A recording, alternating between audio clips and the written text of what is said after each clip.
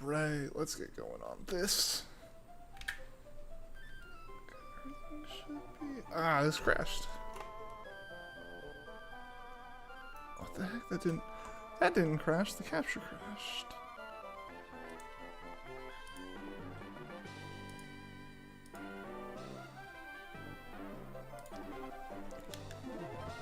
This is good to know. It wouldn't have been an issue.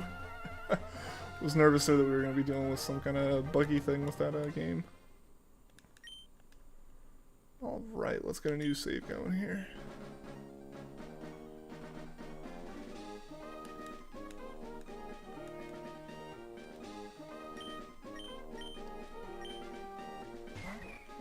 Yo, what's going on, Wake? Welcome to the stream, man. How have you been doing? How have you been doing since the tourney? I've been streamed since then.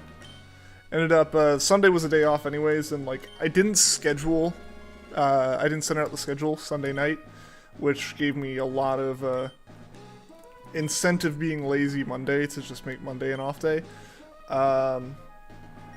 Yeah, but hope you're doing well, man. Hope you've been doing well.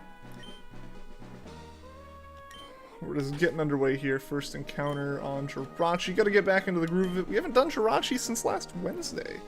It's been almost a week. Hey, Cinder, how's it going? Welcome, welcome. I totally just smacked the crap out of my mic.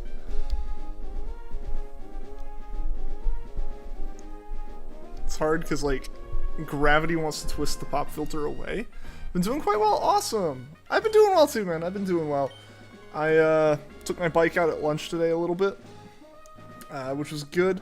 It's still got some work that needs to be done on it. I, in general, need to look into some stuff with it, and like, here's the situation I'm in with this bike. It's the one you can see the tires peeking up over there. I gotta clean it.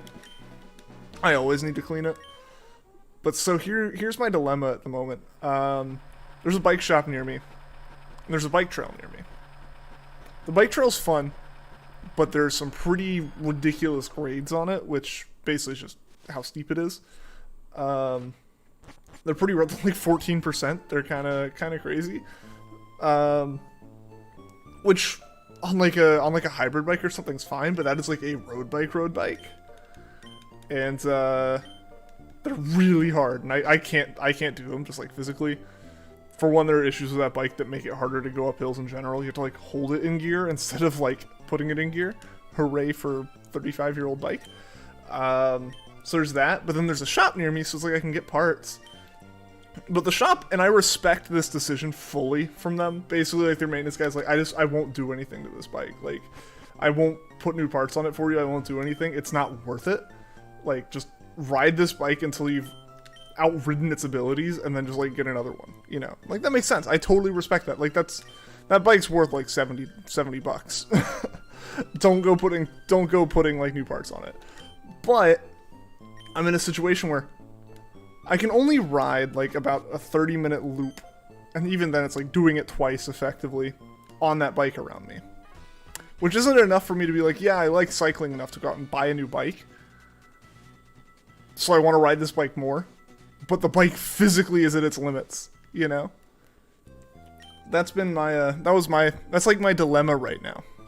So you guys get to peer into the thoughts of me, where it's like, the one trail I can ride around here this bike doesn't work on without like, effectively, because of how old the bike is, I can't just like go get one new part. I have to replace almost everything the moment I get a new part, and that's why they won't do it. It's basically like, even like brake pads, I had to go special order new brake pads for when the brake pad broke off of that bike from being so old. The shop just doesn't have it. It's like a 30-year-old design. Or it's older than that. The bikes that all use it are at least 30 years old.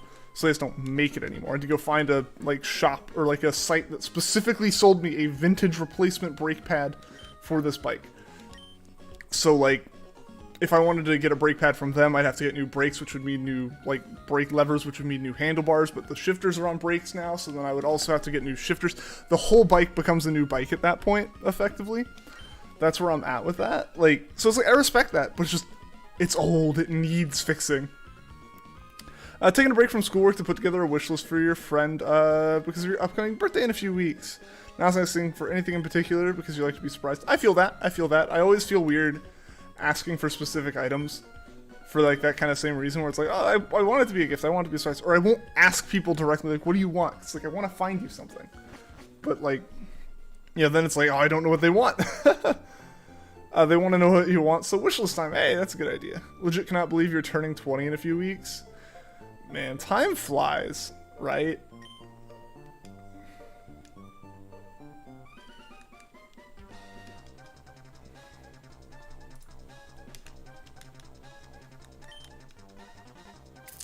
Ah, crud. We were on 50 encounters for Jirachi.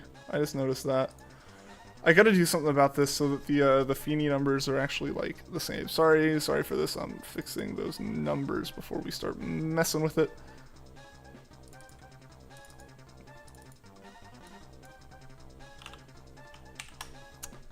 There we go. There we go. Hey, Mr. That Guy, welcome to the stream. How are you doing today?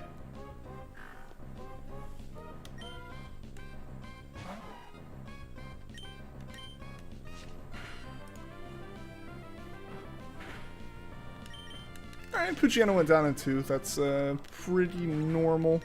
No obvious signs of a weak Torchic on our end. Hopefully the May battle goes okay. That's what I'm using this Pucciana for generally, is I know that like we could get a ridiculously weak Pucciana and then like a ridiculously strong Mudkip to fight against. But in general, if Pucciana goes down in 2 turns, we do pretty decently. Or if it goes down in 3, it takes a while. Mostly wishes is I don't know, these are animals I like, these are Pokemon that I like. I don't have any plushies of yet. Here's a list of painting supplies. Yeah, that's a good list though. Hey MT, how's it going, man? Welcome, welcome. The finalist, the number 2 in our battle tournament this weekend, man. How you doing, MT? Kind of really wanting to get back into painting. Haven't done it really since your high school AP art class. Oh, that'd be fun.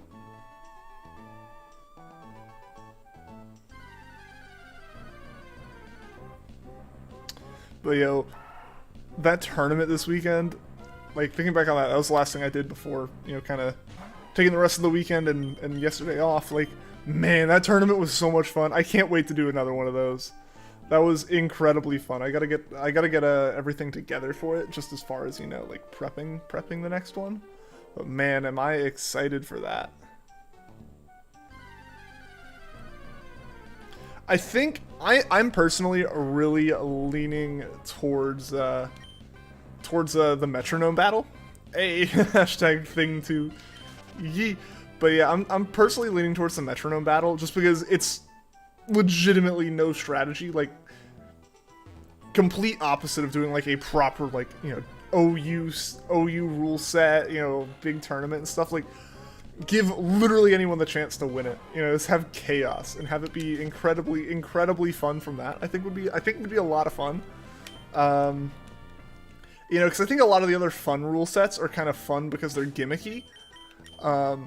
Which means like it's more so kind of I feel like most other like rule sets, even like fun rule sets, are adding more complexity on top of like basics like OU and stuff. I mean, honestly, even dropping down to like UU or NU or RU or PU or anything, like dropping down Smogon ranks, it's just like you're still like you're just putting more challenge on building a good team given less good Pokemon, right? So like I feel like Metronome's really one of the few situations where it's like, all right, yeah, I mean, like there's not a lot to this strategy, anyone can get into it. So I think that would be fun. I think it would be a very good contrast from last time. So that's kind of what I'm leaning towards. I'd like to put like the announcement out for that like tomorrow at noon, kind of like I did for the last one, and then give everyone a week to sign up. And then, you know, like Wednesday or Thursday be the cutoff again. Yes, it missed. We're good. Really miss it. You remember that senior year, all your school days started with just an hour and a half of painting, kind of a dim art classroom. Super relaxing. Nice. Nice. Metronome battles would be cool. I think so. Have you ever done a shiny Suicune hunt on Fire Red? I have not. That sounds like it would be a pain in the butt. I'm not gonna lie. I'm down for potentially doing anything at some point, but man, that one would be a pain. Any roaming hunt like that would be brutal. Yo, Vanillix, what's going on, man? How you doing today? Hope you're doing well.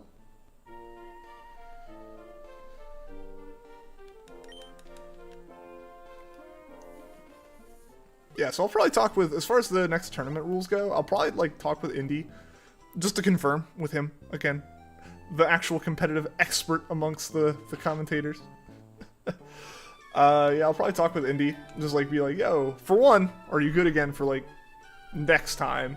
Then also be like, alright, what do you think of the metronome? Because I know he seemed pretty on board with metronome. We thought that would be kind of fun, kind of chaotic. Yeah, no, so I'm excited for that. Roaming shiny hunts, brutal, brutal.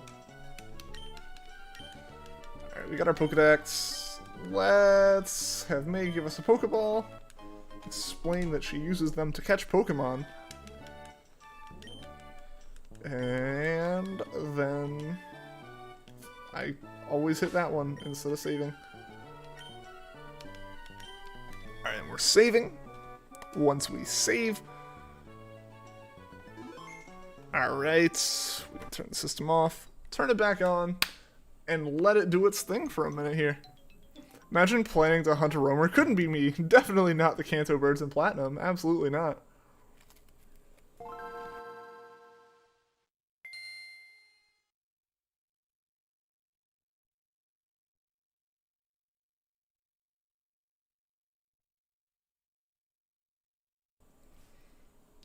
Trying right now to get a shiny Suicune and it's a killer. Best of luck with that, man. That'd be a pretty cool one to get at some point. Like, I'm not up for that right now. I have so many other things, so many other hunts that I can do that I feel like wouldn't break my sanity as much. I'm literally sitting here doing a hunt that we've spent 2 weeks on now and are at 50 encounters, and it's like Gen 8 or Gen 3 odds. Like, yeah, man. And the roamer is still the one that I'm like, nah, that's later. Like, there's just RNG on top of RNG with that one.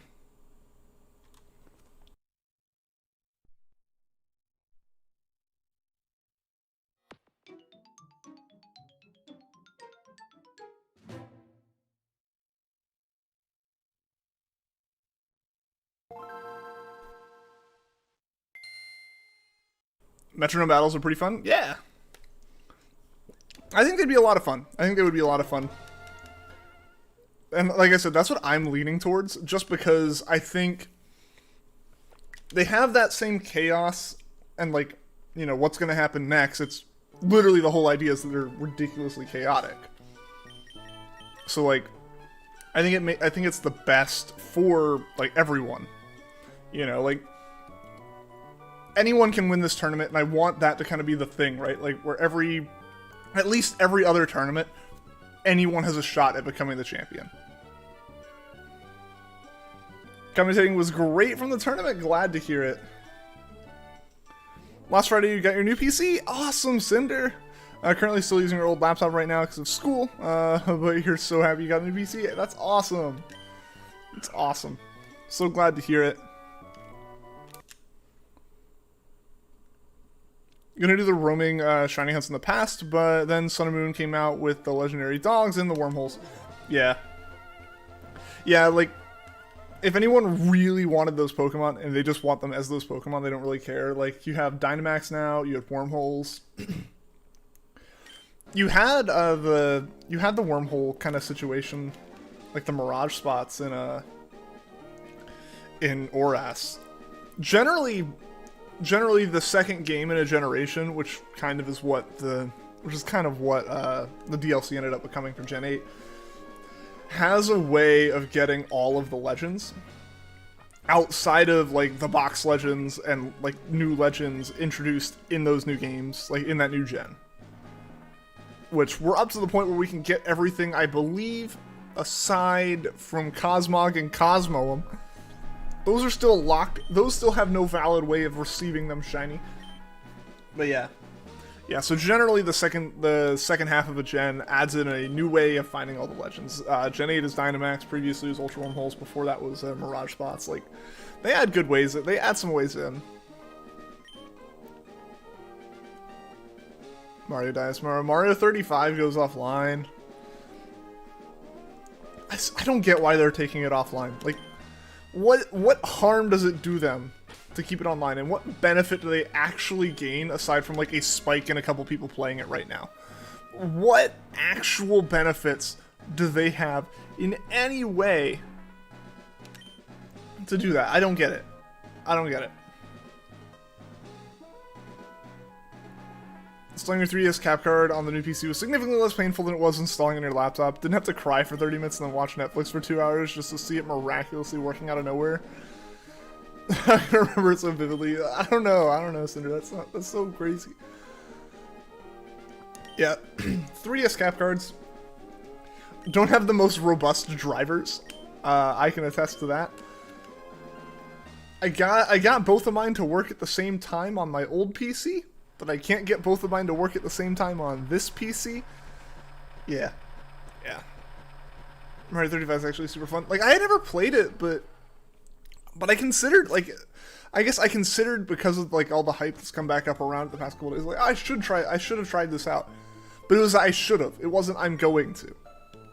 Like, I'm not going to install this game and play it at like level 1 for like an evening. Because it's just going to be useless tomorrow. You know? So like, yeah. I don't know, it made no sense. It makes no sense to me.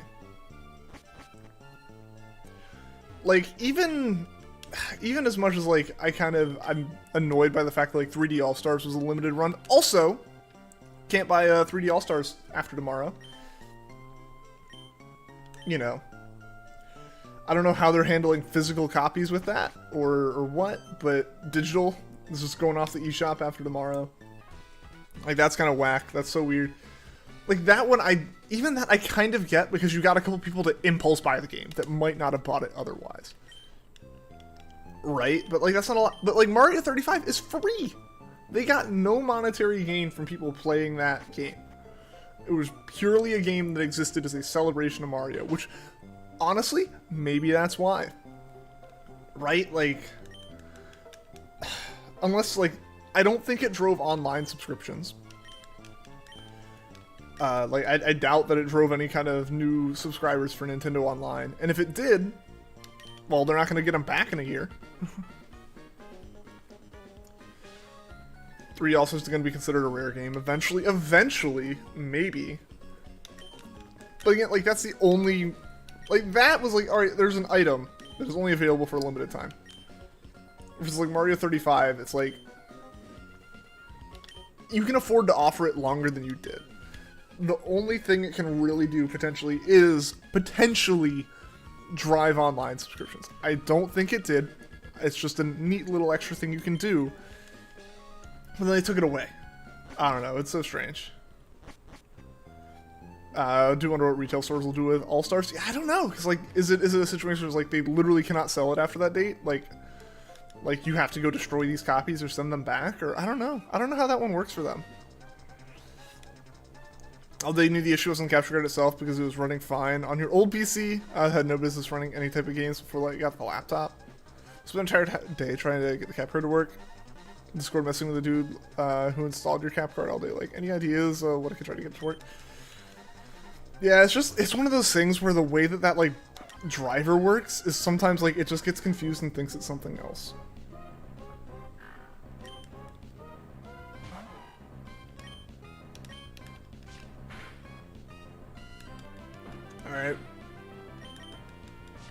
Alright, we're doing decently so far. Again, it actually went down, Fujiana down in 2 turns. One of the retail stores will just try to get them sold as much as possible. Possibly, I mean, the real question is, do retail stores still even have any copies? I know they probably do, but I'm wondering if, like, Nintendo just sent out the last batch of them, like, 3 or 4 weeks ago. You know, like, whatever they expected to, like, sell up until, like, today or tomorrow, and they just don't have that many left over. like, they want it to be a limited run, may as well just, like, say, sorry, we ran out, our last shipment came in, you know, and we ran out yesterday, or something. Maybe that's kind of the situation. There's kind of, they just did an estimate on the last day they should be shipping copies to these stores. I'm not sure. I'm not sure exactly what the case is with that. Your Walmart has some? Yeah, I haven't been to, like, a store that has, like, games in it in a while. And even the last time I was in one of them, I didn't go to the games section, I went to the bike section, but yeah, I don't know. I don't know what, like, yeah, that's an interesting thing. Like, I don't think there's ever really been a situation where, like, a game's been pulled off the shelf like that for a reason that isn't, like, you legally can't sell this anymore, or it's, like, a consumer safety issue or something. Like, but it's Nintendo. I absolutely would not be shocked if there's, like, some kind of, like, contract in place of you can only sell this game if you agree that you will, like, literally just take these and put them in a trash compactor before start of sale on, like, April 1st. Like, I would not be surprised if that is what they pulled. Oh, what monitor recommendations do you have? Looking for a 23-inch, probably to match the size of your current one. I figured you'd be the person to ask, since you have like 4. I always feel awkward because my budget for monitors was way higher than most people would consider. At the time when I bought my monitors, they were worth more than my car. Just as a heads up. But, sure, so I guess the question here I have then is, what are you going to use it for? What games will you play? What's your graphics card? Those are like the 3 big things. Just because from there, and also maybe what's budget. I don't really know what budget is, and again, that's where I kind of get awkward, where I don't like. I was trying to recommend my buddy one time like a 1080p like 75 hertz panel. I was like, oh, what graphics card? He's like, oh, I'm getting a 3080. And he's like, all right, never mind. Scratch everything I have told you. It would be a waste of your graphics card if we went with whatever I was about to tell you. I thought you were getting it for a laptop. So, yeah, what like graphics card you have, what games you'll play, and like what you're going to do on it aside from that. I know like for you some art is a big thing, so, but I don't know if you have like a separate like tablet with a screen or anything. Because in general, I'm a fan of like high refresh rate 1440p monitors personally. That's where, like, that's like the sweet spot for me, because that's what I have. A 23-inch 4K is completely worthless, I would say. But also at certain budgets, 4K is just not possible, right? So, but yeah, monitors are weird though. It's not like some things where you can say, oh, get this model, like with like a keyboard or a mouse. I can be like, get this keyboard, get this mouse. Monitors are just like such crazy beasts as far as like their product names are just a code, basically. And at the end of the day, brand monitor doesn't really matter all that much. Just the specs of everything in it. But there are a lot of those, so glad to help. Glad to help where I can. Alright, let's get this thing. There we go. That one crit from Mudkip did us in there for a bit. Maybe just sell the stock. See, yeah, like Vanilla looks like that's one thing where that would be the most logical thing for a store to do. If you still have like 20 copies of this game as of like the end of sale day tomorrow, just sell 20 more that's 20 more copies of the game you can sell. Like just leave them out there and sell them. Or like maybe the rule is Nintendo just the last shipments will arrive tomorrow and that's it, they're done. Sell out eventually. But it's Nintendo. I really wouldn't be surprised if there was some like legal contract in place where it's like you can't sell this after today. Yo, Peter, the champion of the battle tournament, has arrived. What's going on, man? What are the odds of finding a different shiny before Jirachi? You saw pretty high. Torchic Zigzagoon, a wild Pokemon. Yeah. Individually, things like Torchic is less likely to show up than Jirachi because of the way Jirachi's odds are slightly funky. It's like 1 in 7,200 instead of 1 in 8,900 rounding. But yeah, overall, it is likely we'll find something else. Unfortunately for me, trying not to fail shinies or find uncatchables, there's not a lot I can do about it. I don't get my first Pokeball until right here. So, unless it's Torchic, we're kind of screwed. For one, Poochyena in general is not catchable. That is just flat out uncatchable. And unavoidable. The other ones is just a matter of whether or not we run into it. New monitor would be your primary monitor. Drawing tablet is not a Cintiq style, so it doesn't have a screen on it. Okay, so if it doesn't have a screen on it, IPS. An IPS screen is probably what you're going to want there.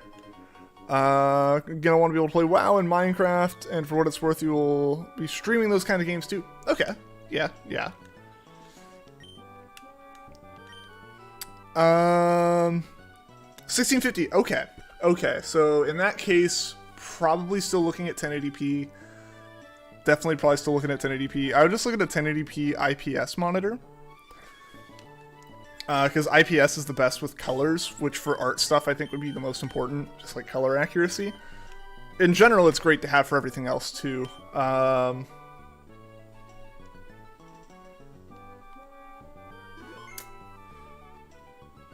Yeah, in that case, like, I wouldn't, like, say, like, blow the budget on anything, right? Yeah, like a 1650 will handle those games for sure. Like 1080p, totally fine. Trying to think what would be like the best refresh rate. Really, at that point, look for something that is the size you want. It's 1080p at least, which will be listed as full HD as well. HD is 720, full HD is 1080, quad HD is 1440. But just look for like 1080p, IPS, and really whatever your budget is, look for the highest refresh rate you can find in that. That would be my suggestion from there. Because I know Minecraft, you'll run fine in Minecraft to push the frames really high. I don't know how intensive WoW is. It doesn't look very intensive, but yeah. So that would be my recommendation. That's a big thing. At least a big thing to look out for is IPS. Someone who didn't know about the technology came in here and heard Ian talking like that. They think he was speaking a different language for once to every word. Well, there you go, man. Sorry I haven't been too active in bug fixing, but it's been patched now. Awesome. All good, man. All good. Glad to hear all this stuff's patched and working. Curious about the 3D All-Stars thing. Might ask someone at your local Walmart what they're doing with it. Yeah. One enchant for Ian bobblehead merch. Someone would have to design it. I'm not a 3D modeler. I couldn't make a bobblehead. I couldn't design a bobblehead. Alright, let's see.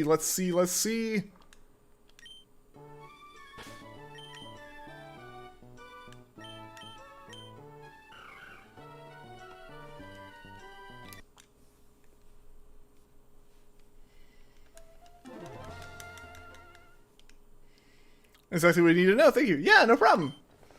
Yeah, so hopefully that was helpful. Hopefully that points you like in the right direction. Just yeah, the one thing I knew like before you said anything else was IPS was going to be important for you, just because the colors. Dude, the most I've modeled anything is like frames for 3D printed things, like just basic boxes. Even then, those haven't been the most phenomenally designed things.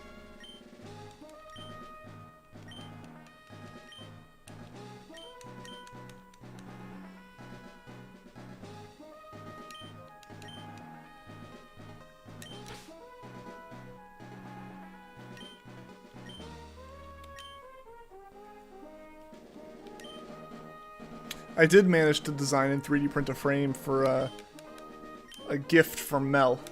That was pretty. I was proud of that one. It's still very basic. It's just blocky. It's super blocky, but it did its job and it worked and it fit together all well. I was happy with that.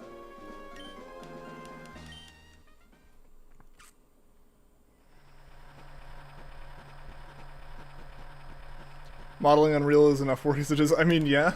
I imagine it's a lot of work. Feel sleepy, work knocked you out. A good solid day got a lot done, man.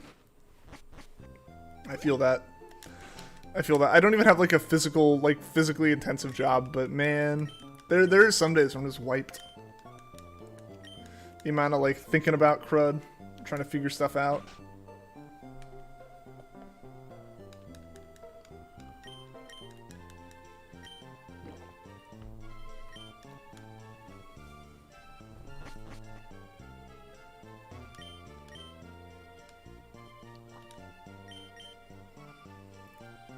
It's tiring. Yeah, I mean, like, I guess, like, if you're doing the modeling in there, yeah, you're doing, like, proper, like, modeling.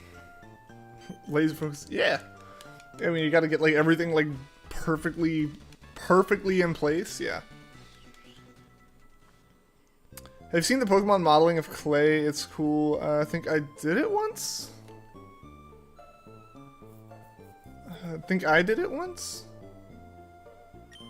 I don't remember this. Always wondered, is it normal to sit in the back of a moving van? See, big seatbelt would have you think no. But it's actually the safest place to be.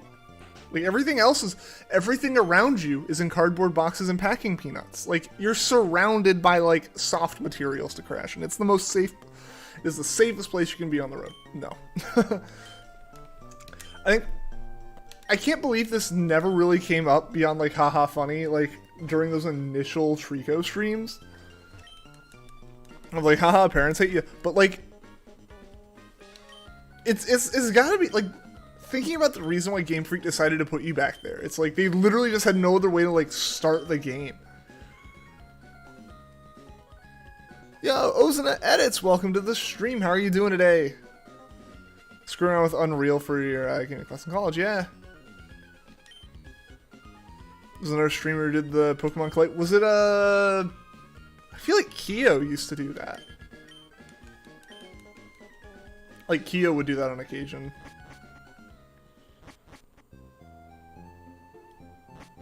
At least, that's what I think did it. Because it sounds familiar. It sounds like someone was doing it, but I don't remember it. Or I know it wasn't me. I guess is really what I'm saying. They're like, I don't remember it because I didn't do it.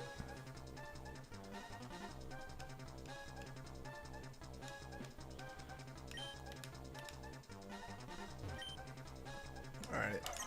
Take the Torchic.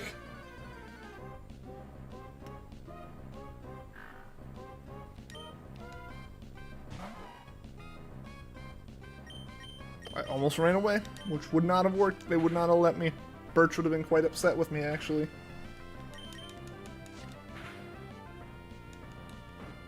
I don't have good feelings towards this Torchic. As far as its battle against Mudkip. I think Mudkip's going to be doing more damage per turn than us, and I don't know if Mudkip will be doing... I don't know if we'll be doing enough damage to be able to beat Mudkip if we outspeed. Which I think in almost any given situation we will outspeed. We've only ever had one time where Mudkip has beaten us in turn order, and it wasn't even that it was beating us. It tied with us, so it was RNG. Ah, I literally was, like, hitting B all the way up until the, like, dialogue before that text box. Or before that, like, choice. Yeah, so I think this is going to be a May battle where we have to growl. I'm going to do the one that's just hitting it with Scratch. Hope for some crits. Hope for Mudkip missing a good bit. You know, just fingers crossed with that. That's really, you know, all I can do sometimes.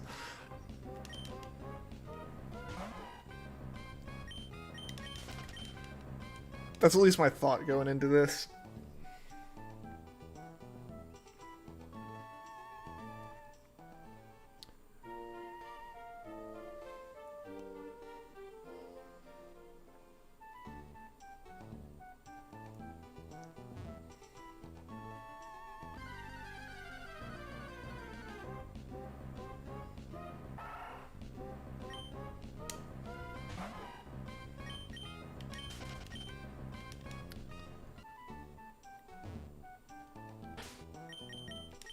Yep, so just save in front of this so we don't have any problems.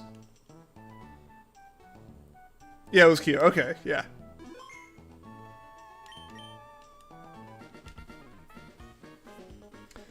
I know she had to do a couple. I know she did a couple of those streams because, like, for a while she had, like, she didn't have any other option. Like, she just didn't have access to, like, a Switch for a bit. She's still around. I haven't seen her as much. I feel like she doesn't do stuff as much, I don't think.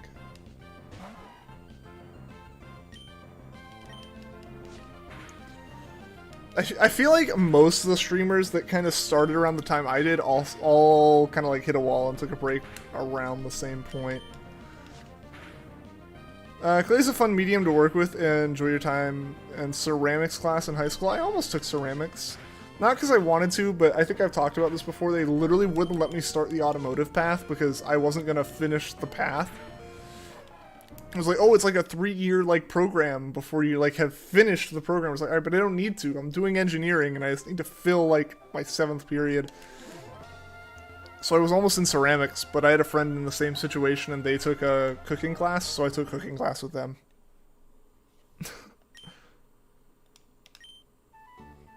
Haven't paid attention to the Pokemon streaming community in a while. I feel like I think that's a lot of it too, right? Like, a couple people stuck around. I know Kanto stuck around and Puffin stuck around. Both of them are doing phenomenally, it seems. Puffin's doing insane numbers right now. That's pretty crazy. It's awesome for him. The dude absolutely deserves it. Worst torching ever. Honestly, it might be.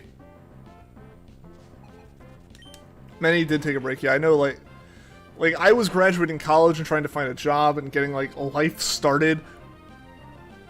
Egg had a child. And, like, it's like, if there's any valid reason to stop streaming, it is having a child and becoming a parent. So, yeah, no. Totally makes sense to, like, have other priorities now. So, yeah. Yeah, I think Mixed That was just kind of like, Let's Go didn't fill the, like, gap of streaming a lot. Like, it didn't really, like, do anything. It was like, alright, well, we're all going back to, like, what we've been doing, which is fine, you know. But I think at that point, a lot of people were kind of in a situation like, well, what we've been doing isn't, like, is the same thing we've been doing for 4 or 5 years now. Like, maybe it's time, or at that point, I guess it was only, like, 2, 3, but still, like, you kind of hit that point where it's like, am I butting up against a wall? Like, so I think everyone kind of hit that and took a break, and I totally get that. Obviously, I get it. I was one of the people who did it. Come on now, come on. Oh, that made me really nervous. But we got it. All hail Peter. Peter, the reigning champion.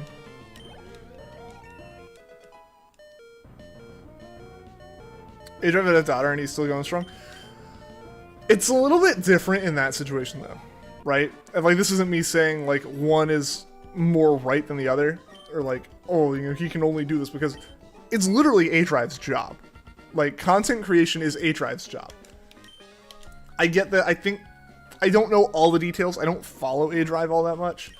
But from what I know of, like, Pokemon content and Pokemon, like, community interaction is literally his job. Like, he streams, and I think he, like, owns/runs a competitive team, like a professional team or something. I'm not actually sure on the details of that. I feel like I heard it somewhere. But in general, content creation, videos, and streaming is A-Drive's job. Literally, it's like, I have a child, I must work harder on my job. You know? I think you have that. I think the other situation you run into is, like someone like Egg, where it's like, yeah, I mean, that's not your job. You have an actual job, and you have streaming. And now you have a child, and there is not as much space, and it's like, the streaming's not making the money, and you want to spend time with your child, you have to spend time with your child, you know? So it's like, yeah, that's what gets dropped off. But when if you're a streamer that makes your living from streaming, yeah, you keep streaming. But if it's a hobby, yeah, hobbies take a hit with that for sure. Big boost in popularity due to the TCG boom. He runs the TCG site. Well, yeah, that'll do it too. Yeah, I mean, his living is Pokemon, so it makes sense. It makes sense for him to stick around with Pokemon.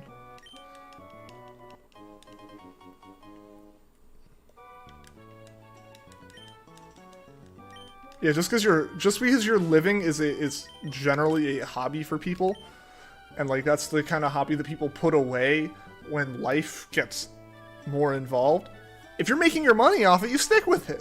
Like, that doesn't make it not a living, right? So, yeah, that's those are different situations.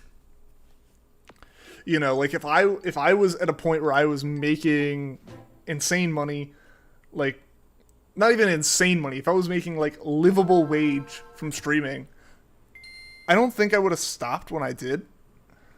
And that's just looking at me. Like, as much as this is fun, like, money changes what things are a little bit. And it's like, because it also would have helped at that point. If that was the case, I wouldn't have the stress of looking for a job, you know? It would just be like, I have a job, I just need to finish this. Like, there would be one less thing on my plate at that point, right? How do you feel if you had viewers watching, like, Puffin or A-Drive? Could you handle it? I guess I really can't say I could or I couldn't without having it happen. I will say I used to pull. This is like way back. This was back before I hit 1,000 subs, and I don't. It's one of those things where I've kind of almost resigned myself to have like already had caught lightning in a bottle and then dropped the bottle. I don't think it'll happen again. It'd be cool if it did, but there was a solid 2 to 3 weeks back when the channel was only like 3 months old, so it was a significant chunk of the channel time at that point. I had over 70 viewers on average per stream back during Trico. I think the last day I streamed before my channel got like banned by like just bots, like just YouTube like checking stuff when I hit the threshold of being able to monetize, and YouTube's like, all right, let's see if this guy's actually legitimately monetizable. I'm like, this all looks like spam. It's just the same Trico video over and over again. But before that, I pulled like 97 viewers for like the entirety of a stream one day. So like I feel like I could handle it. I can't say for sure now. That was like 3.5 years ago at this point. But in general, it's like it's not something I haven't done. At least like, and again, that's still lower than like Puffin's level. I don't know how I would do it like a level like A-Drive. That's just, I feel like his numbers are a bit more insane. I know Twitch numbers are different. I feel like for Twitch, you either have like no one watching or everyone watching. That's generally been like my understanding of Twitch is like, you don't have, I feel like you don't have creators in the realms of like 100 concurrents. You have like 20 to 30 concurrents. And then within like a little bit, your channel gets picked up, and however Twitch's algorithm works, you are suddenly significantly higher in the bunch. Pulling multiple hundred. I don't really find myself seeing like, and if not like that, going way past that, you know? So I don't know, I really can't compare with that. Part of the reason why I stuck with YouTube and started streaming on YouTube instead of something like Twitch was because I just knew YouTube numbers better. At least I was more comfortable with the platform in general, you know? Want to see all these YouTubers who do it for a living when they're like 40 or 50? It really depends. It's impossible to say. I mean, it's impossible to say where they'll all be, but a lot of them, if they're smart, someone like, I would say A-Drive. A-Drive's obviously been incredibly successful. I would say someone like A-Drive is absolutely, like, at this point could retire. I almost guarantee it. Like, when you're at the point where you're, like, opening up extra parts of the company, like side businesses and stuff, because, like, you've invested enough to, like, you're investing enough in yourself to do that, like, you're also putting away enough that, like, you know, if, like, you're spreading out and you're making everything more secure, because you're probably already relatively, like, well off. Like, if you're in that mindset, you're probably already saving a lot. So it's one of those things where, yeah, like, you're saying, like, 40 or 50, so assume they're all between, like, 20 and, like, 35. So you're talking, like, 5 years out to, like, 20 to 30 years out. You'll have some who just washed away into nothing.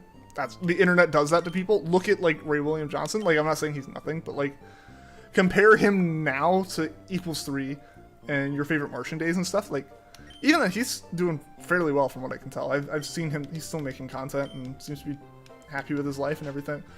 But, like, I think you'll see a lot of content creators ending up as, like, smaller roles on bigger things in similar industries. Especially like streaming and stuff, like broadcasting and everything. Like, they'll be a part of something else. They'll be a writer for something. They'll be a voice on something, you know, something like that. Or they'll just retire.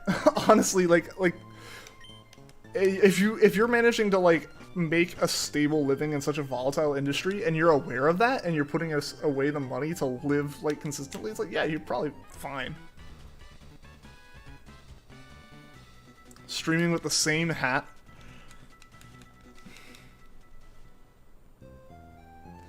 William Johnson quit? Did he come back? When did he quit?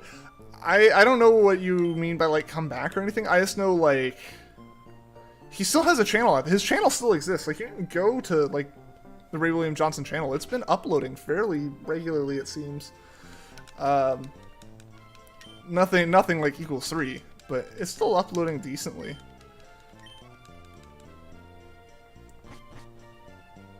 So equals 3 is done. That's never happening again. That's gone. But he uploads stuff. He uploads like various things. I think he kind of just uses the channel for passion projects now. Like respect. Sorry, this is so funny. The same Trico video over and over and over again. Yeah, but I mean that's basically what that's what I got hit with though was egregious violations of the spam policy. And I was like, that's not what I did. I remember he stopped equals 3 and then he had a podcast with his girlfriend that he stopped 2. Yeah, that would have been a long time ago. I mean, yeah, at this point, like, that was a long time ago. He uploads stuff occasionally to his channel still, but yeah, like I said, it's not the same stuff. It's nothing like it used to be. I think he's gotten back into music, probably trying to avoid any of the mistakes that kind of took down your favorite Martian, because that all went away because of like naive contract signing. Which just got like almost everyone. 90-year-old on my deathbed. GG's all around. Oh, I only make it to 90? Dang. Still scratching my nose at 90. It only happens during streams, too.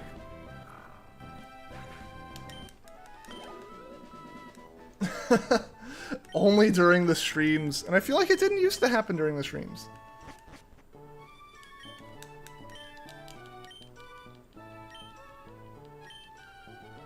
Remember when the streams had a huge audience? Yeah, Vanillix, you showed up, like... You showed up... I want to say when I was around, like, 30 to 40 a stream. And then, like, right after that was when it just skyrocketed. You know? Like, it was to the point where I was having to just, like... Occasionally you see a mod show up in here, and it's, like, Mel, or it's Mel. That's really it. I think Tony's shown up like once or twice since we've picked the streams back up in January. That's about it. But it was like to the point where I was like having to like DM mods like, hey, please get in stream. I have 76 people watching and like a chat rate of 30 when like the chat rate in the stream never gets above like 3. It's like, yeah, I legitimately need everyone in here modding this. Like, that's what it was. That's where it was. And so, like, yeah, that's just what it got to. And those are crazy. That was crazy back then. You can feel your nose getting itchier. I constantly can. You don't even have to say that one, Wake. That's just a fact right now. And Eternal Coco, welcome to the stream. He's allergic to streaming, but I do it for the content. I keep pushing forward for you.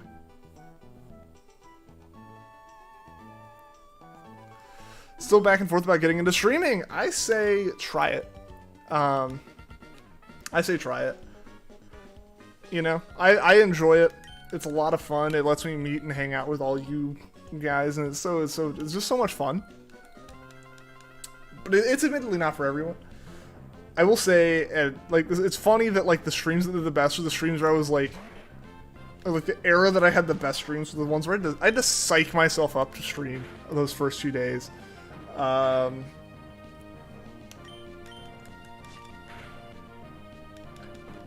it was just... Like, I was so nervous. I was terrible at public speaking, terrible at being in front of a crowd. To then, like, get online and be like, hello, entire internet. Also, I'm definitely dying unless Mudkip misses here. Yeah. Yo, Adam Dawson, what's going on, man? Welcome, welcome. UK and Australia players have the chance to get a shiny Jirachi through Pokemon Channel. Really? Is that the... I know Pokemon Ranch was like the Europe and Australian discs. Yeah, they worked like that.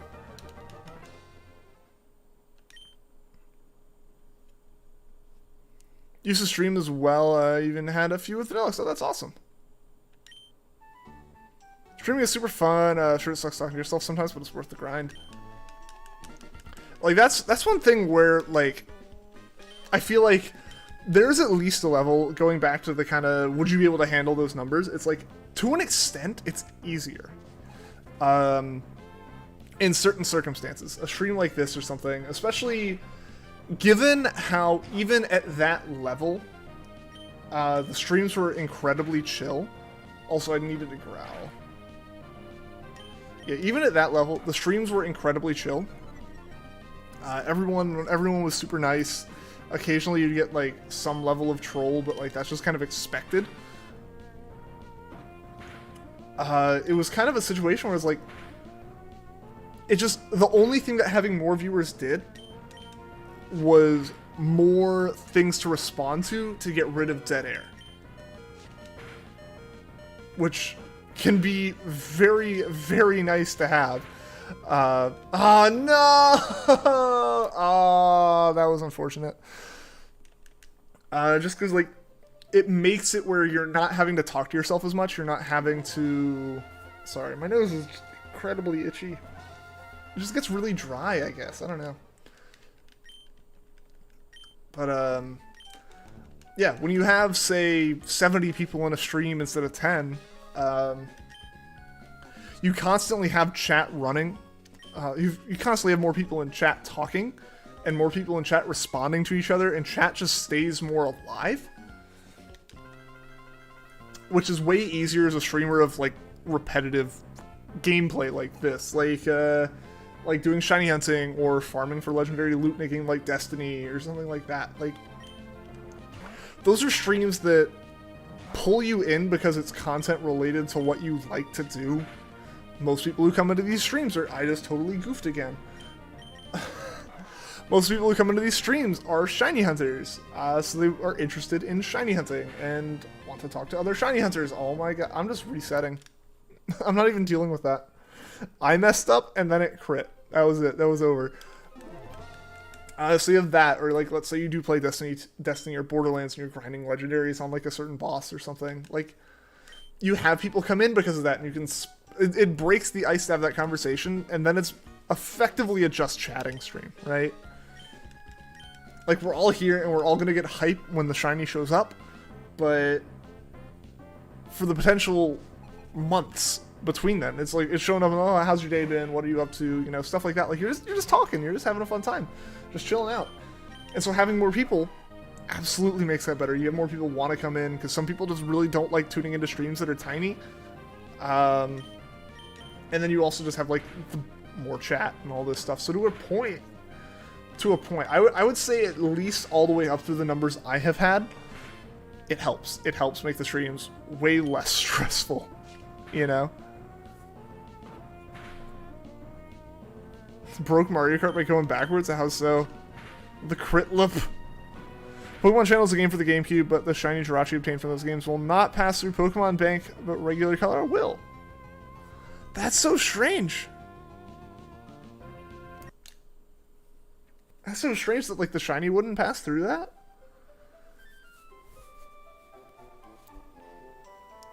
Why is the Jirachi a Wishmaker? That is the name of the original trainer of it. But yeah, Jirachi will grant you one wish if its eye is open. Yeah, so Wishmaker Jirachi is just, like, specifically the Jirachi gained from that bonus disc.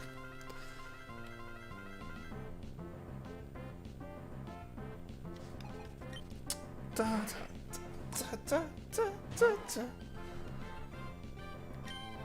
I gotta growl, and I gotta get it. If it crits, it's just over. Because crit ignores growl and everything. The game's bugged out. I'm just, it kept trying to turn her around, and then Lakitu finally gave up. Nice.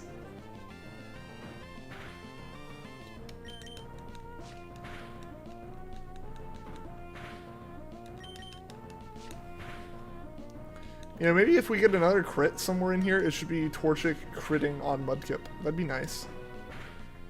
Jirachi, make yourself shiny, right? Like, grant my one wish, which is for you to be shiny. This is gonna leave 1 health, isn't it? Yeah. Oh my gosh. Do you know Void Glitch Darkrai can pass through a bank, but only from Diamond, not Pearl? Shaming can on either game, get your shiny Darkrai through. That's really strange. What makes it okay on Diamond but not Pearl? Like, I can't imagine anything specific with that. And clearly, like, my assumption here is also, like, it's only when it's caught there. Like, you couldn't, if you traded a Pearl Void Glitch Darkrai to Diamond and then moved it to Bank, it wouldn't go, right? Shiny Jirachi obtained from channel will not pass through bank as the legality checker thinks it's illegal, as it thinks every shiny Jirachi is hacked. Interesting, so theoretically then the Wishmaker Jirachi would be in the same boat, right?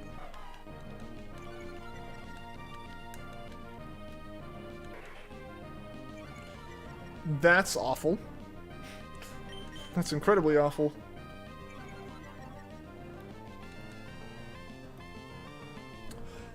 Oh, that actually kind of bodes well for us. Okay, but why is it different? Like, yeah, like, why would the... Stop! Stop quitting! Like... I'm gonna keep going because I could get a crit here. What is this nonsense? What is this? Why is this Mudkip so mean? Used to get stuck on this May battle. If you didn't know what you were doing, this battle's kind of tough. Yeah! Yeah! Yeah! Lowering my attack and then critting twice. Like, what the heck? I think the idea or something for Diamond similar to Platinum, you have to change the moveset and make it level 50 to pass through. Interesting. I guess, like, so it's like it thinks you can only get it a certain way. All hail Mudcrit. No hailing Mudcrit. It's the devil. It's the bad guy here.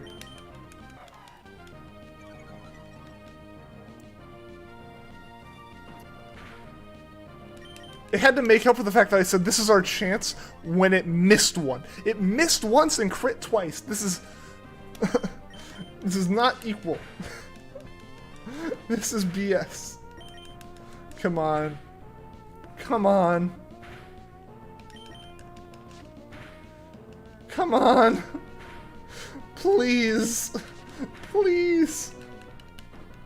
I'm gonna spend the whole stream on this one Mudkip.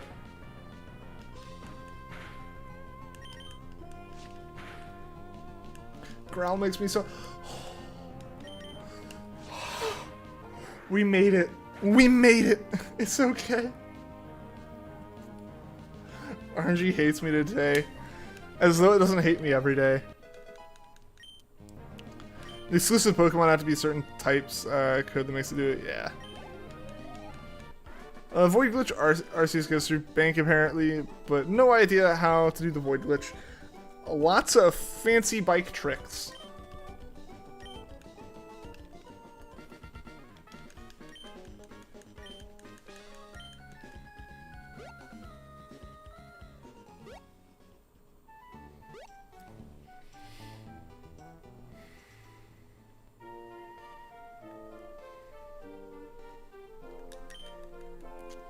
Torchic 1, Mudkip 3. Let's not talk about the Mudkip 3s.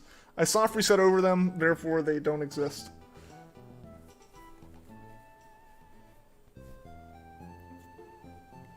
The game kept screwing me over. It happens, man. It happens. Honestly, I feel like there's an unwritten mechanic of Growl that it makes the Mudkip more likely to crit. I know that's not the case, but it feels like it. Because whenever I have to use Growl, it means the battle's taking way longer. So, you know, we just have more turns. I was just like, you beat me on the first try. It's like, yeah, first try. Alright, let's save, because I definitely don't want to be forgetting to save and doing that mudkip again. Yes, save game. Yes, overwrite. I'm gonna do a shiny lock in Pokemon Heart Gold. Best of luck with that. Should be a fun one to start because you'll get to do the Heart Gold Soul Silver shiny hunting for starters. I feel like there's like specific patterns for the Void glitch, but like I don't know. I'm always wary of Void glitch because it can corrupt your save.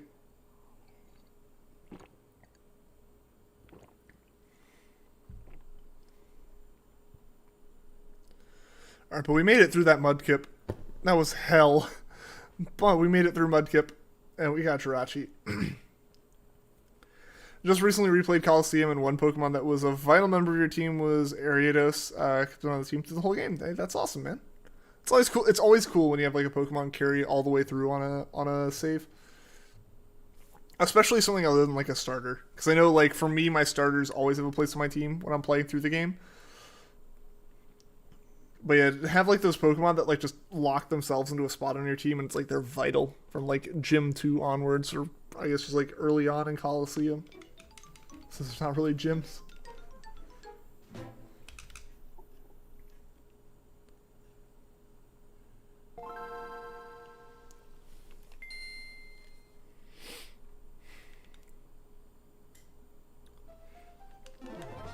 Alright, let's check this Jirachi. Was it worth it?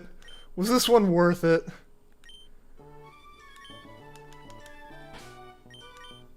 Watch a YouTube tutorial and follow the steps. The hardest part is doing the bike trick. You need to pinpoint precision. Yeah. It's effectively frame perfect.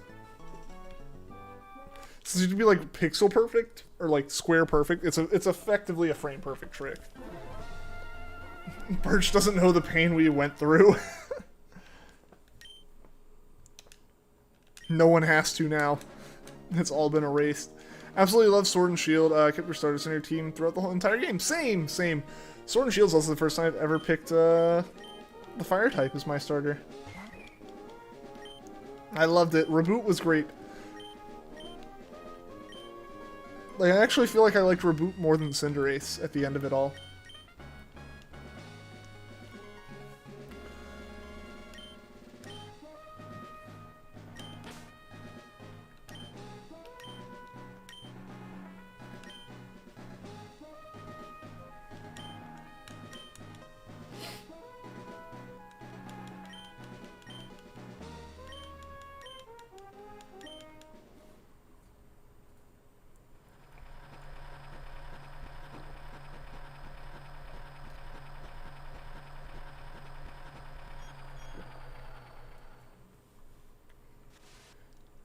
Always keep your stars on your team, never replaced it. Always felt wrong to do it right? Like, that's like your buddy. That's your buddy for it all. Picked Sobble? Respect. Yo, Dawson, welcome to the stream. How are you doing today?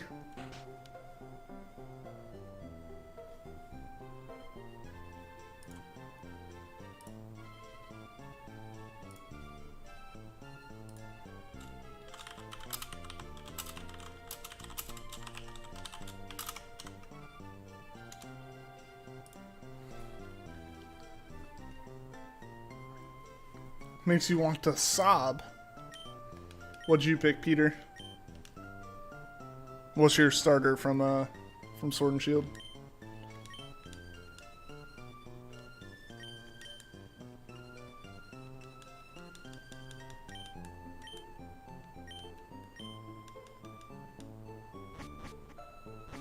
One of these days, I should probably actually start grabbing that potion. The potion in the PC, but that's just a waste of time in like 90% of the May fights. Chose Sobble on Sword and Scorbunny on Shield. Yeah, I tend to try to choose a separate one on my other copies of the game. But it doesn't always happen. Gen 7, I picked Rowlet every time I played through the game through the main game.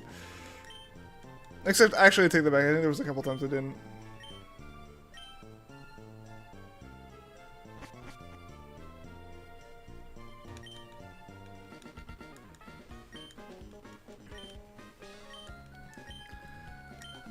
let's see if we can speed run through this this encounter because the other one took so long.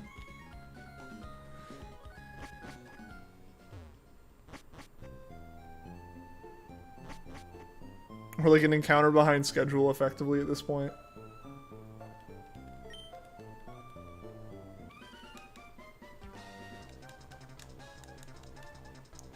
Sun and Ultra Sun chose Poplio, and Moon and Ultramoon. You choose Litten, and you've never done a Lola with Rowlet. You're missing out, bud. You're missing out big time. Rowlet is the highlight of a Lola. My absolute favorite part.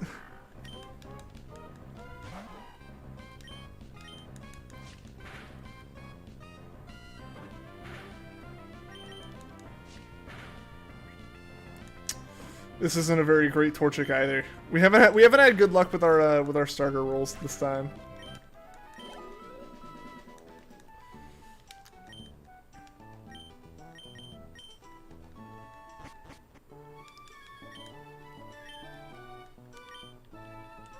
Did a Lola with Rowlet once on Ultra Sun. Yeah, I know there was at least one playthrough I did with a different one, and it was one of the Ultra games. At least, no, I think that was the case. I don't know if I ever actually did that. Because I got both the starters, I got both the other starters pretty early on in playing Sun. Like, I think I had finished the game, because I basically played the game solo for a week. Because just the way that those games always came out, which was really nice, was like, they'd come out right before Thanksgiving break started with school. So I would get the game, like, the day before. The way it happened with Sun was I got the game, like, at midnight release. Because I literally decided at, like, 10 p.m. that night, you know what, I'm going to go buy the Pokemon game.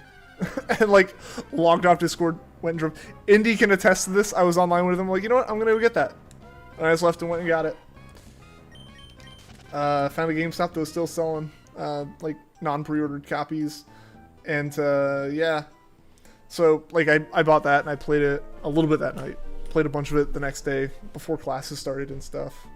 Talked with people about it, because everyone was playing it.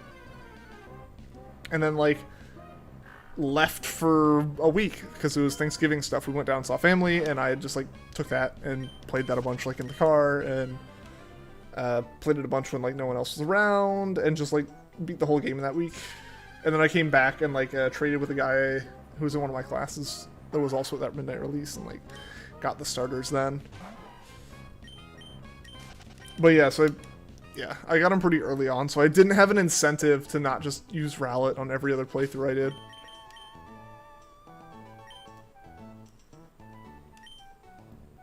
Planning to buy a second copy of Heart Gold so you can do it with Cyndaquil. You like that's always that's one of those things where it is kind of nice that saves aren't cartridge specific anymore. The fact that like you can just like make a new copy of a new save of the game, because yeah, I totally get that. It's like I want to play with a different, I want to mix it up, but I also don't want to lose this save. Heart Gold goes for ridiculous prices on eBay. It goes for ridiculous prices everywhere. It's insane. It's insane. Like, almost no other game series goes up in price like Pokemon does. Like, Pokemon games don't even have to be that old before they start going up in price. If they're more than, like, a gen old, they just start going up.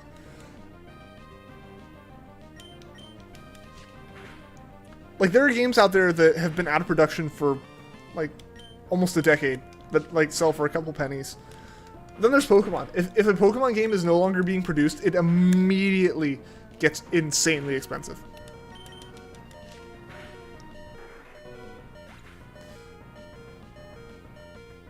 You have a hack switch in 3DS, only use the free games or free games for fan-made games. Respectable. Yeah, I mean, like, there's nothing illegal about using, like, a hacked system in general. It only becomes illegal if you start, like, playing pirated games and stuff. But yeah, like, ROM hacks and whatnot, like, I get that. Rowlet, Sobble, you know, middle stage. True, to a point, yeah. I'm not a fan of Dartrix solely because it's not Rowlet. Like, Dartrix isn't a bad design in my opinion, but it was Rowlet and then it became Dartrix, and I was sad. Sabo becomes a sniper, an elite spy.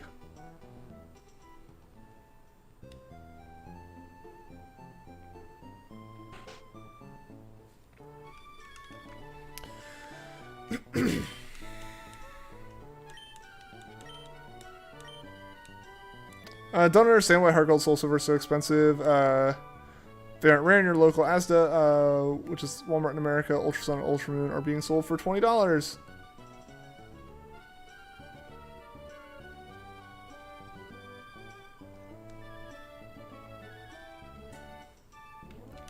Yeah, I mean, Ultra Sun and Ultra Moon will be like that for a little bit. In general, I feel like Ultra Sun and Ultra Moon aren't ever going to be as expensive. Or it's going to take a while before they're as expensive as, like, some other games. Just because there's a little bit of bad taste in people's mouth about the way that those two games were handled. Of basically being equivalent to what a normal third game is, but it's two separate games. They generally have a little bit more stigma that comes along with them.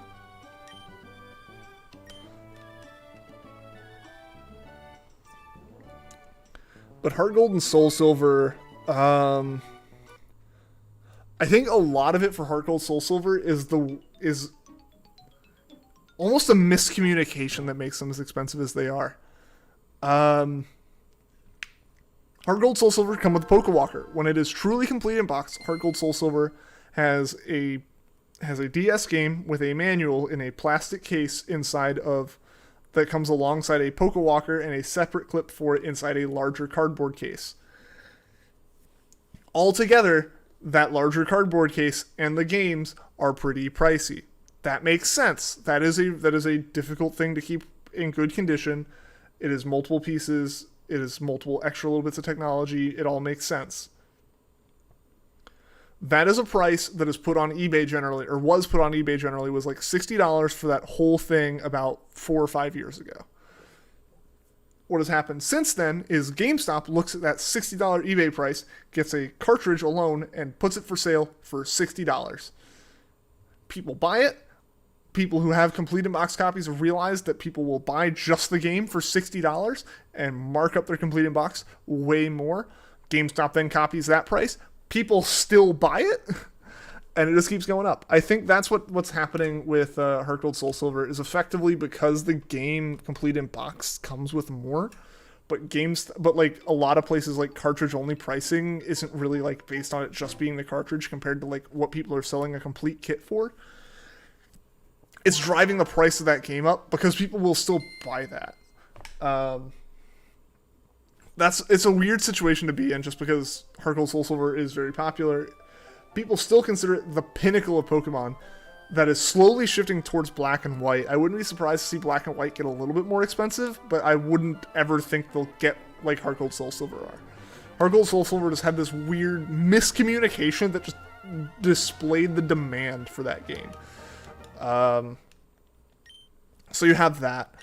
I don't think Black and White will get to that point, but it's definitely shifting in a way where Black and White are considered better than Heart Gold Soul Silver now by a lot of people, just because that's the people's nostalgia now. That's just how it is. The nostalgia kind of shifts over time. But yeah, Heart Gold Soul Silver just like are currently like right in that sweet spot of being expensive. Got the one with the Pokewalker when you were a kid? Nice. Scooty fruit snacks hit different. You're not eating the Pokemon fruit snacks? Come on, Vanillix. Caldium and XD Yellow Darkness go for well over 100 pounds on eBay. Dude, these Jirachi discs are insane. Like the North America bonus discs for Coliseum. I'm just lucky a friend had one, like from back in the day, that he let me borrow for this. Like those discs are insane, insanely priced. New name for stream, chatting with viewers while painfully hunting a rare Pokemon. It's a fitting name. Yo, Ritzo, welcome to the stream. 4th gen for a lot of people is the best. For you, it's 5th gen. Yeah, and I think we're seeing that shift more and more. When I started streaming, 4th gen was like... When I started streaming like 4 years ago, we were still in a time where 4th gen was considered like the pinnacle of Pokemon. The more we move on now, the more people are saying it's Gen 5. Because that's just the people who grew up on Gen 5 are now seeing it, and it's very interesting to watch it. It's very interesting to watch it happen. Hey, welcome to the stream, Juan. How you doing today, man? Hope you're doing well.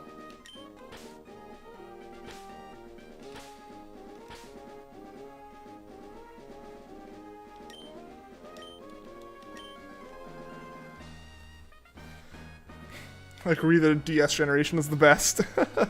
The Japanese Coliseum discs for Celebi is so expensive. Yeah, that one's pretty pricey too. You can find Pokemon ones? Well, you should have looked harder. Still your Pokewalker, nice. Yeah, I've got one. I bought a complete in-box copy of Heart Gold a while back. Late Gen 4 because you got Heart Gold Soul Silver. Heart Gold Soul Silver is the first set of games I didn't have because... Or the first games I didn't get after getting into Pokemon because at that point my DS was broken. You're 30, the first games I played were Red, Blue, and Yellow. Yeah, I am 24, so I am a little bit younger than those games. Yeah, I'm a little bit younger than those original games, and my first game was Fire Red. Gen 3 is pretty cool. Love the remake of Gen 1 a lot. Yeah. Heck yeah, Gen 3 is the best gen in my opinion. Because again, that's the first one I got into, so that's the one I have the most nostalgia for.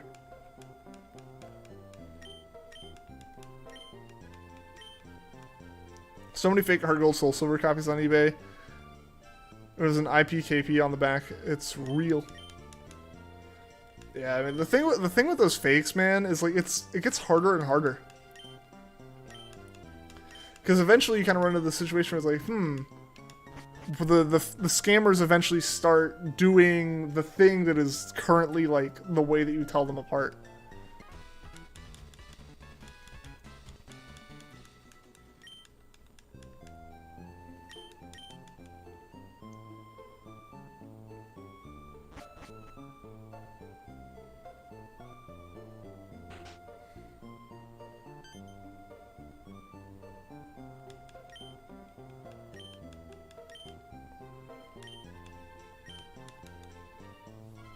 First game we played was Sapphire and Next Emerald. Played them a lot. Yeah, I played Fire Red, and then I got Sapphire, and then I got Emerald. Played a lot of it.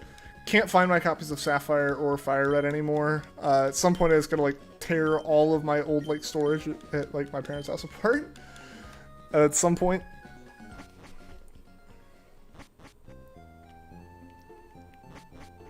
Played it when you got older. You came back to an experience perfection, man. It's okay. From the UK, so luckily you just get the UK editions off eBay. The fakes are always American. They have a different rating system. Yeah.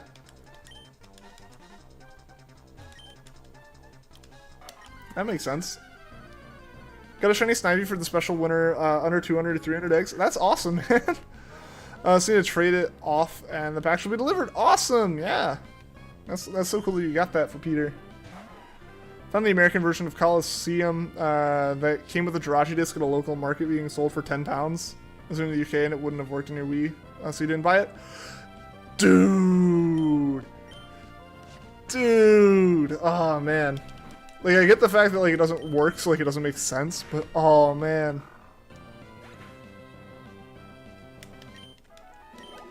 The Jirachi discs go for 200 alone now. That's not even with, like, that's not like with a case or anything, that's just the disc. Having the case adds like another $100 to $200 onto that. It's insanity. Desperately want to play the Japanese version of Platinum. Is there anything different about that one? Shiny Snivy is top tier. No, you're not biased. Not at all. Not at all, Cinder. Lost your Sapphire copy too, but you still have your Emerald. Hey, same. I still have Emerald, but I lost Fire Red and I lost Platinum. I had to buy a Ruby copy for this hunt because I didn't have Sapphire, and the hunt doesn't work on Emerald. Got a copy of Emerald off eBay for $10. It was legit. Got it checked and everything. Friendly of his Game Boy Advance in high school, and you played the heck out of it. Nice. I played a Fire Red on an emulator in high school. I got an emulator on my phone. It was the old GBA for iOS emulator. When I got that working, I played Fire Red and got really back into it. Then the next year, I got Alpha Sapphire. I was able to actually play Pokemon games again.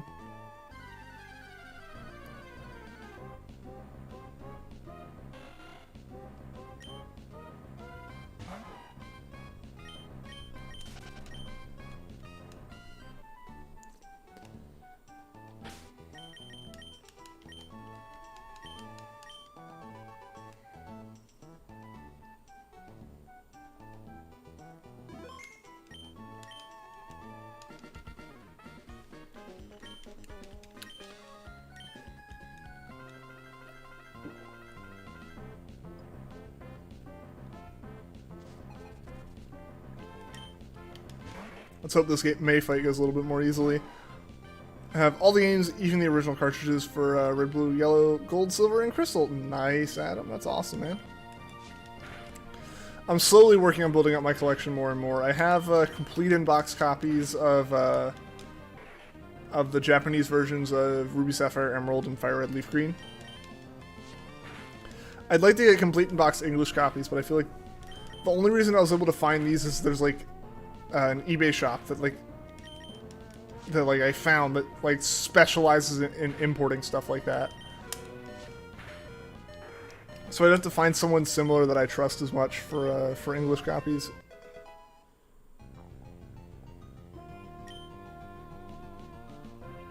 Grew up with Nintendo and Xbox. Similar to me, mostly Xbox for me, with like Nintendo handhelds on occasion. More of a Nintendo guy now than just a Pokemon fan like he used to be. Yeah, that's fair. I'm still mostly a Pokemon guy, I would say. Like, I play things like Mario, and I have Breath of the Wild. I haven't beat Breath of the Wild. Yeah, I still think the majority of the reason I buy Nintendo stuff is for Pokemon. Like, Mario games are great fun, and I enjoy them. They don't stick with me as much as things like Pokemon does.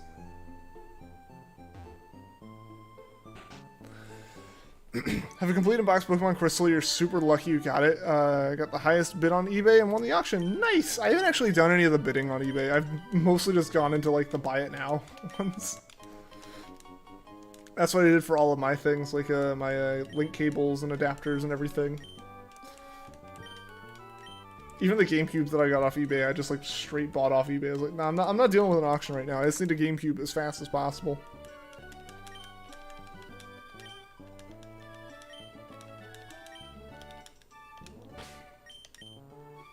The curse of hitting A one too many times, several times. Never played a Pokemon game in Japanese, but it's Platinum is the game you played the most, and Platinum is the one you want to play in Japanese. I get that, yeah. You want to play something you're familiar with, so you know how to do it, even if you can't read it. The Tomb Raider games for PS1? Oh, that's awesome. It's like mint in box, plastic was still on it and everything. Dang. Those were pretty hard to come by.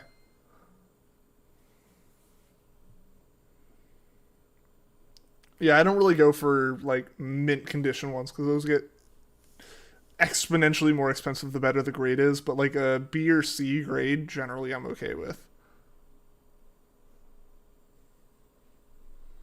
You love to play Pokemon in Japanese because the logo is way cooler and because the text is faster. Hey, that works. That works. I try to use it as a way to, like, learn Japanese a little bit more, but then I just, like, start spamming through text boxes because I get lazy again. It's like I need to practice more. Like I just haven't like practiced at all since college, basically.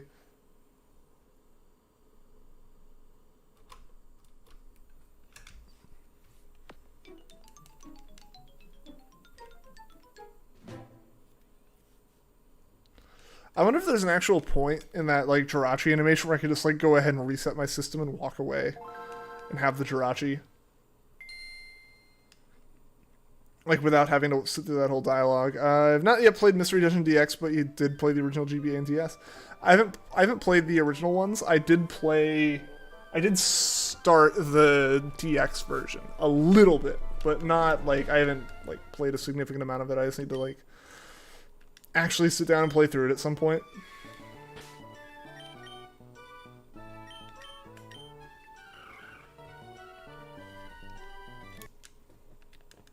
Alright.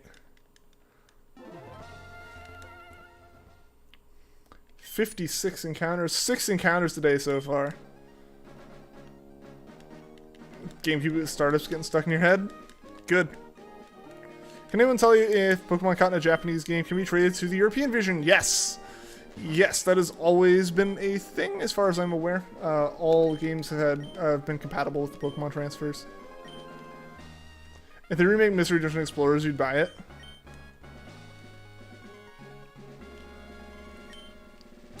I don't know, man. I mean, we'll see. We'll see what else they kind of make. I feel like with Snap and with the Mystery Dungeon remaster, like, it's possible. It's very possible. I'm still just very excited that Pokemon seems to be moving in a positive trajectory with where they're taking the series now. I know the general thoughts around BDSP are a little iffy with some people, but just even ignoring what are kind of more the mainline things, just looking at the idea that they actually are coming out with Snap, they released Mystery Dungeon, like, they're doing things. They're making, like, console games again that are spin-offs. Because that's been a problem for so long with them, is they weren't making spin-offs anymore. Hey, Just Art, welcome to the stream. How you doing? But yeah, for the longest time, like, Pokemon remakes were all... or Pokemon spin-off games had just become mobile games. It's funny that Mystery Dungeon is one of the only spin-offs that kept going. I mean, most of their spin-offs really, yeah, they just haven't been, like, lasting series. And I think that's fine. That's fine. Having just various little unique spin-off games totally makes sense. Still want a new Pokemon Ranger? That would be pretty awesome. I agree. I don't know how well it would work on, like, a Switch or something. Since you can't count on everyone playing in handheld mode, so you can't count on there being a touchscreen. Really loved Ranger and have wanted a fourth game for ages. I need to play the second and third game. I've played the first game, like, 12 times. I enjoyed it. Especially considering the fact that, like, I played it enough to burn out on it. Like, I enjoyed it a lot. Good. How's that coming along? It's coming along. We've had a couple bully Mudkips so far. But it's coming along. Still kind of rocking that, like, encounter every 15 minutes or so. Mystery Dungeon was a clever idea, though. People liked it so much they kept doing them. Yeah. Yeah, I mean, yeah. If they find, like, a really good idea, they should stick with it, and they should keep doing it. But I really appreciate that most of the spin-offs have been very, like, inventive. It's never, like, another Pokemon game, but this time, like, a different character, because that's the mainline games. Like, the way Pokemon's set up as a franchise, like, since the idea of a spin-off can't just be take a side character and make a game about them, it has to be make a whole different game, just because you're already...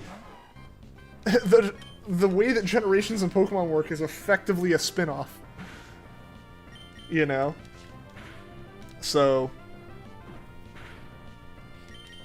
It's nice. It's nice that, like, generally Pokemon spin-off games are pretty inventive.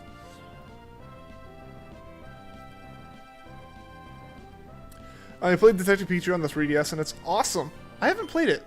I haven't played Detective Pikachu. I know from my perspective, or from what I've heard, a lot of people kind of just disliked how ridiculously railroady it is. Like, you can have a nice story, but it's still, like, kind of railroady. So I get that. I can understand that. But I also totally get the idea of enjoying the game. Like, it has a good story. It had a good enough story they made a movie off it, so, like... Yeah, Santa Scorch 101, welcome, welcome. What do you mean, bully Mudkip? The Mudkips have just been really mean. So, alongside Jirachi, it's also kind of an unofficial Torchic hunt, which means that the May battle we have to do is a Mudkip. And a couple of the Mudkips have been really mean bullies to us, and they've, like, crit us, like, every time, which, if May crits, like, if the Mudkip she's using crits, the only way, with what level we're at, the only way for us to win that fight against her is to also crit. And even then, given some of our stats, sometimes it takes a lot of setup and a lot of luck to win. Flinny, what's going on? Welcome to the stream. How are you doing today? I need to get Super Mystery Dungeon. Not played that like Gates to Infinity. Want to get the third Ranger because there's a code that allows you to get the gifted Pokemon. Yeah, there's like ways to actually get those Wi-Fi ones still. I got the Manaphy eggs off of like original Ranger copies. I had like a whole thing I did where I basically just kept going into GameStops and like trading my cartridges around for other Ranger cartridges. And eventually I was able to get enough enough Ranger cartridges that still had Manaphy eggs on them. Beat those games that I had enough I have enough Manaphy eggs to like do a proper Manaphy shiny hunt. At the moment, it's kind of on hold because I didn't really enjoy the actual hunt of it as much. Also, thank you everyone for getting the stream to 10 likes. I just noticed that. Really, really appreciate it. I got the Dark Eye from Alma. Nice.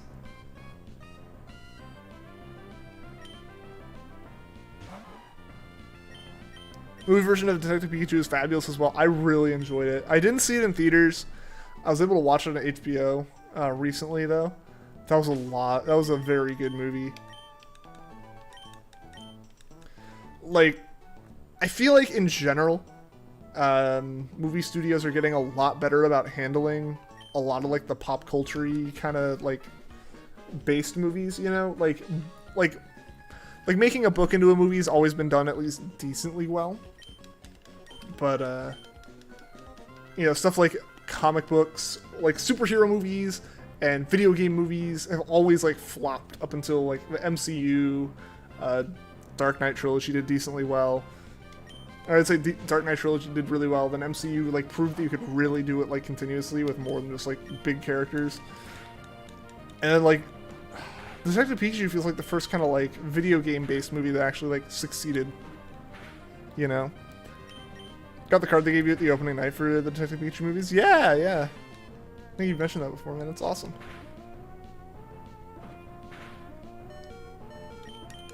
Played a good chunk of Detective Pikachu. It's a pretty interesting game, but it gets super repetitive.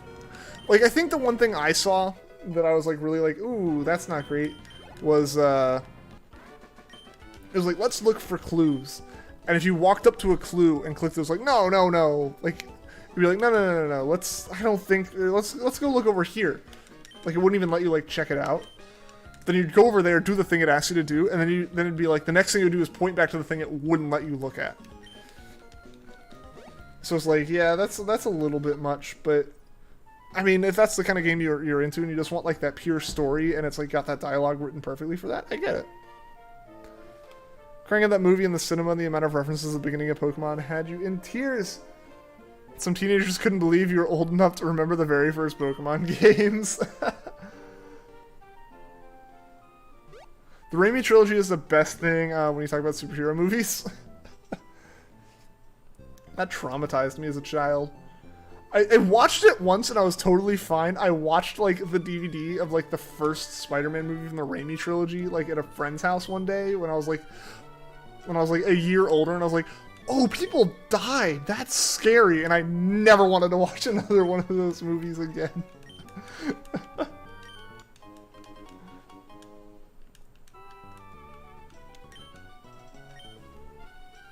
So that was very funny. It was like I crossed the threshold of being so young that I didn't know what was going on, to like suddenly understanding the concept of death and being like, what? They just killed those people. That's no good. It's being mortified.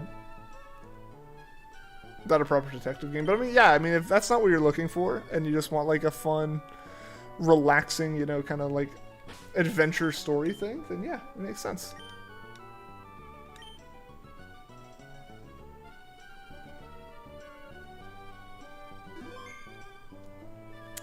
Right. Let's restart this thing. Let's get a Jirachi.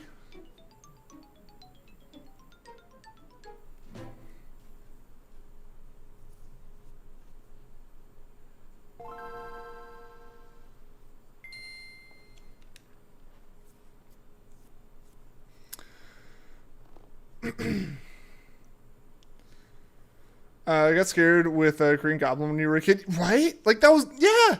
Yeah. Honestly, I didn't have an issue with Green Goblin himself. It was his, like, little pumpkin bombs that, like disintegrated people. That's what terrified me. Like, again, I was fine with it when I watched it in theaters. It was totally fine. No issues whatsoever. Watched it on, like, VHS or DVD at a friend's house one day, and I was like, what? No, no, no, no, no, no, no. This isn't good. Night Gray, what's going on? Have a nice stream, dude. How's it going? I'm doing well. I'm doing well. We're making some progress here on Jirachi. Yeah, the encounters are slow. That's just how they are. But we're making progress. About to encounter number 57, I think. Yeah, it'll be 57. But it's been a good stream so far. Been going for like an hour and a half. I'm going to try to get through 3 more Jirachis after this one today.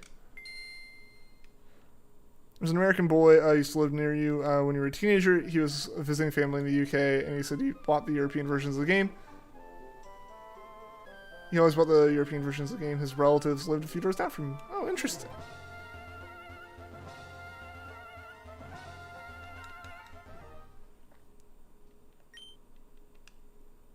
All right, let's see. Is the UK and like European versions different?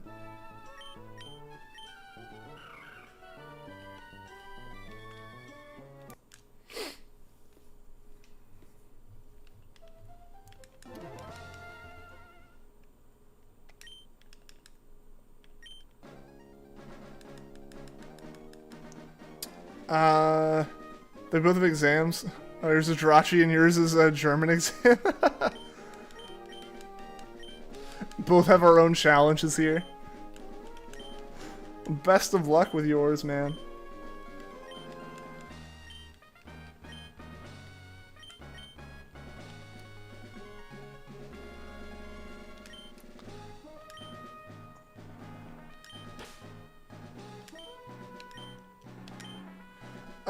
Zalara Amiibo, welcome to the stream. What is your setup for making this shiny hunt possible? So, as you can tell, I'm holding a GameCube controller and playing with that. So, the way this works is you need the Jirachi, like the Coliseum bonus disc that gives you Jirachi. I believe it's only the North American one. I know the Japanese one gives you Celebi. I don't know if any other ones exist. So you need that Jirachi, like the Coliseum bonus disc. And you need a GameCube for that. That disc is in its own GameCube. That I just have hooked up to this separate controller. So I'm holding a controller here, I'm holding another controller here. This one's hooked up to the Jirachi disc. And then you need a way to play the copy of Ruby or Sapphire. It can't be Emerald, it has to be Ruby or Sapphire. For which, generally you would use a Game Boy. That was the intended way. I'm using a Game Boy Player attached to a second GameCube. Just because I need to be able to capture the footage. A lot of people have used DS capture cards. Unfortunately, my DS capture card had the link cable port removed to put the capture cable in place. And that is important because you need the link cable port to connect the two systems together. It's an adapter cable that runs from a GameCube controller port to the link cable port on a Game Boy Advance. In my case, I'm running it from my Coliseum bonus disc GameCube's controller port over to the link cable port on a separate on the separate GameCube's Game Boy Player link cable port. And then I'm capturing the footage from both of those with AV to HDMI adapters and then HDMI capture cards. So the Pokemon games are cheaper in price in the UK. Ah, okay. I need whaler amount of luck to pass. If you need to be honest, I believe in you. I feel that though. I definitely had a lot of tests like that. That's interesting that the games would be cheaper. I guess would that just come down to like the way they priced them, like to be as close as possible, but you always kind of aim for a round number. So you're not like selling it for $40 in the US, but then you go overseas, you're selling it for like $38.72 or something like that. Like some weird number. It's just you kind of round them where they're both the same, so it's a little bit more expensive in some places than others, just to be a like neater number. The Celebi event in Coliseum is in the American and European versions, but cannot be accessed without an action replay. Makes sense. I mean, they wouldn't really like change the discs, right? Like that's where I'm even kind of surprised that like Emerald isn't able to do the Jirachi thing. But I guess maybe it's like something on the disc is written in a way where it wasn't written to support Emerald.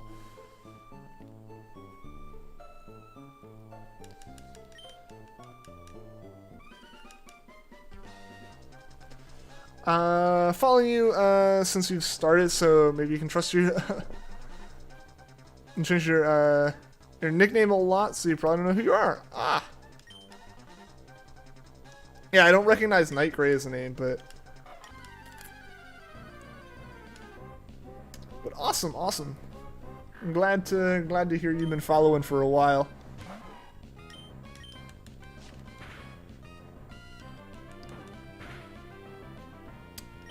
It changed, yeah. I gotcha. I gotcha. Celebi should have been available in XD Gale Darkness, as there is no legitimate way of getting Celebi legally in Fire Red, Leaf Green, and Emerald. Yeah, like, because they tried, they almost had everything. It is really unfortunate that, like, Gen 1 and 2 Pokemon can't trade up. I changed a lot since the first streams. Ah, yeah. Yeah, man. It's been so long. It's almost been 4 years. Especially quality. Yes, yes. There's been a lot of improvements in quality since then.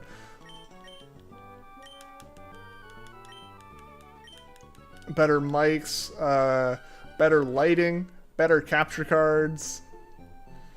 Imagine if finds a shiny starter or shiny pooch before Jirachi. If we find a shiny starter, the plan is to just use a link cable and trade the starter away to like my copy of Emerald. And then just keep going with this hunt.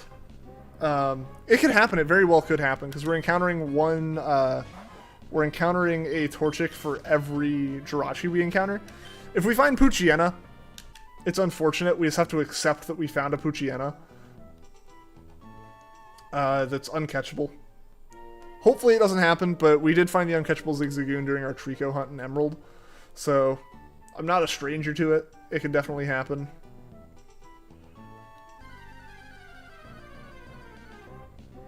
Package delivered! Hey! I'm so glad that that's been done. One, again, thank you so much for setting that up and doing that, man. That is so awesome of you to do. And congrats again, Peter, for being the champion of the first ever community battle tournament here. Which we'll be setting up another one soon. We'll be setting up another one. Ideally, I want to post the announcement tomorrow around noon my time. Just, that's like middle of the week, and it'll give like everyone a week to sign up again. The idea will be, this one will be a more silly and fun one, so I'm leaning towards Metronome Battle. 4 huge years! Especially that face cam, yeah. It takes as many you can remember. Pokemon first shiny was Charmander, not on purpose. Ooh, I don't know. You're gonna have to give me like an old name for me to remember. Really loved replaying Crystal on Virtual Console. Chose Totodile, just so you did on the original cartridge version. Only did Virtual Console purely for Celebi. Yeah, I have the Virtual Console as well to do a Celebi hunt at some point. I just haven't ever gotten around to doing that. Mudkip, that is so rude of you. Come on.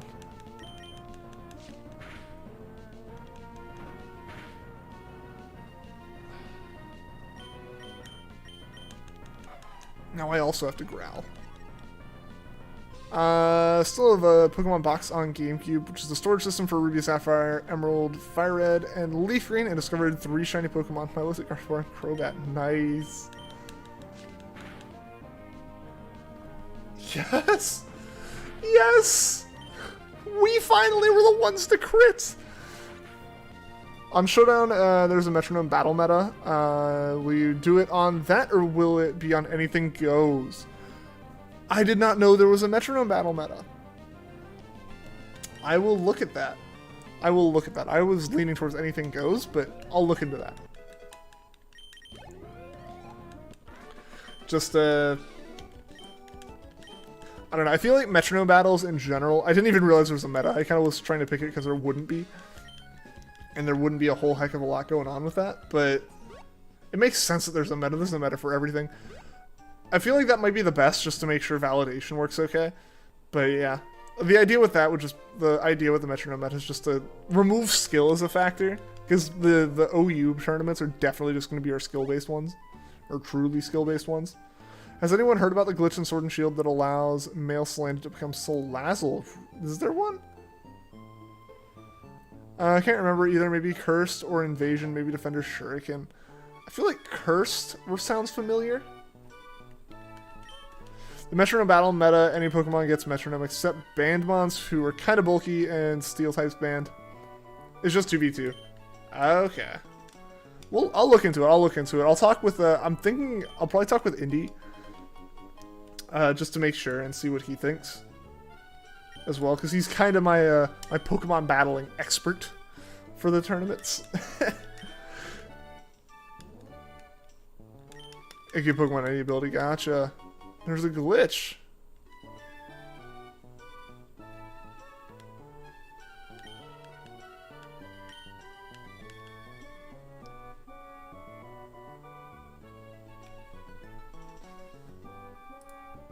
It must be cursed, yeah.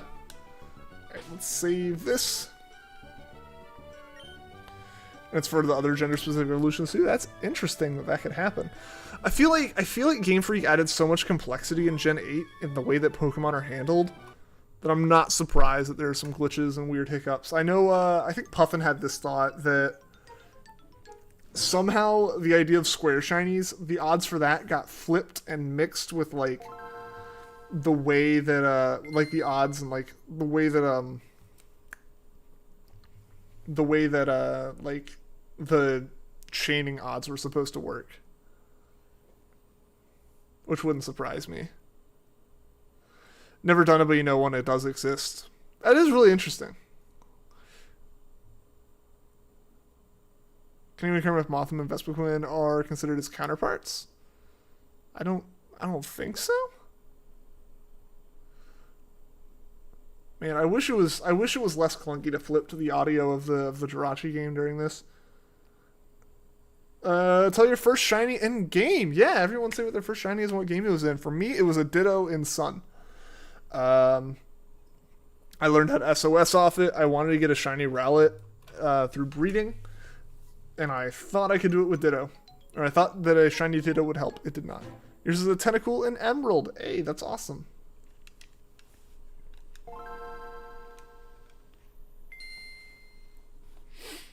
Alright, let's check Jirachi 58 here.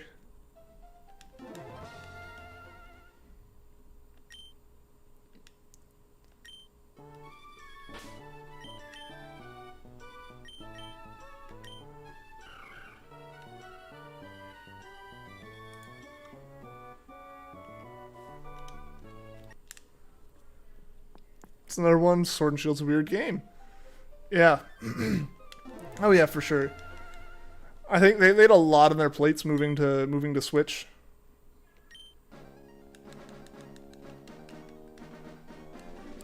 Didn't expect to find the Snivy that early and was scared to find one really early because he was also making the Snivies competitive. And just one male 6IV just before the shiny one appeared. Dang. There's a Seaking and Y. Failed because you dropped your system. Oh no! Oh man, that is unfortunate.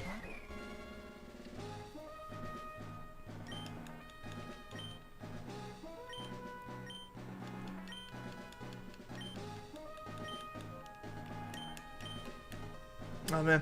I might wrap up after this encounter, guys. I don't know if you can hear it, but like something in my throat is not happy with the stream today.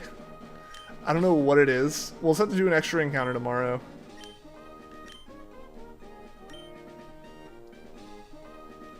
First shiny was a Magikarp while fishing. Nice! Nice, nice, nice.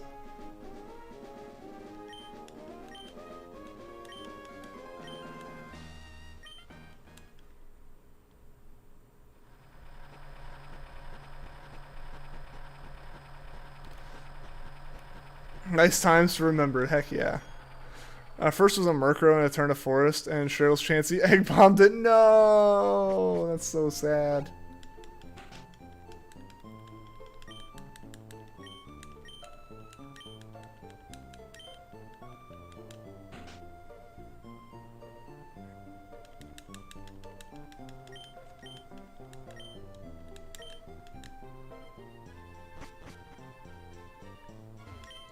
There's more, tried reclaiming it and got a shiny Gyarados and failed it too because the system lost power. Dude, you just have bad luck with that, man. So they tried to put a cover on the cartridge slot because if you dropped your system, the cartridge would pop out. Yeah. Not that it really helps a lot with the electrical contacts at the end of the day. So what's the latest shiny for you guys? Yours is a Ralton Sword. For me, it would be a Salazzle in Sword through Dynamax Adventures. Got it about 2 weeks ago on stream. We've been going for Tapu Fini for so long.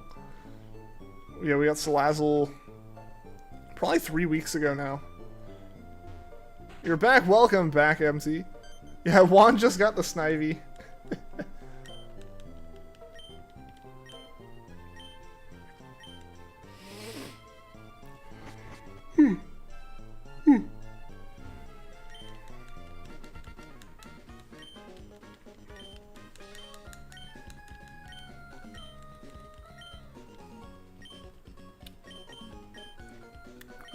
"2020 made the old Pokemon games popular again due to the Ribbon Masters Challenge." What's that challenge? Was it just like a challenge people put out to like get all the ribbons?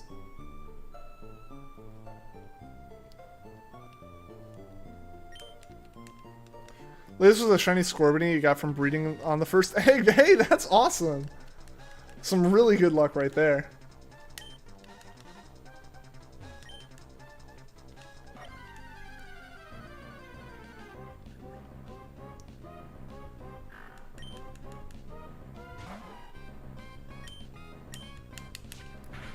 It's like the game felt bad for you after seeking Gyarados, right?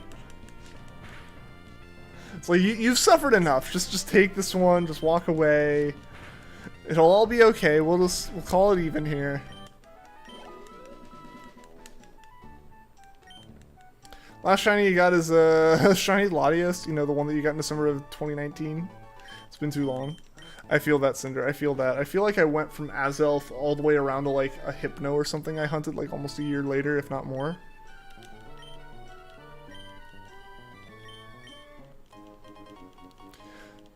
I feel like I've gone from my like insanely consistent shiny hunting I used to do way back in like 2017 to significantly more sporadic.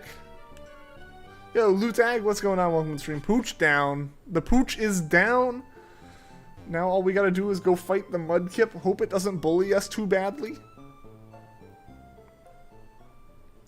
Where you get all the ribbons on Pokemon starting from Coliseum, XD Gale of Darkness, or any Gen 3 games all the way up until Gen 8. I know Random Tens was doing a Heracross. He was gonna get a shiny Heracross and do that. He started that one a while back. He got the Heracross after like a year and a half or something of hunting in Coliseum.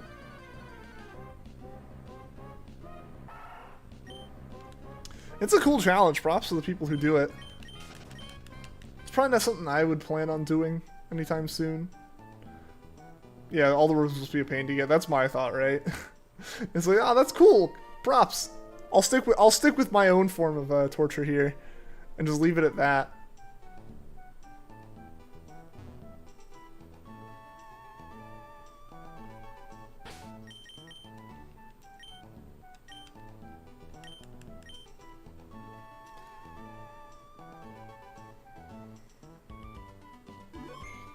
Did you just get a Hone Hedge? Hey, that's awesome! Congrats! Congrats on the shiny.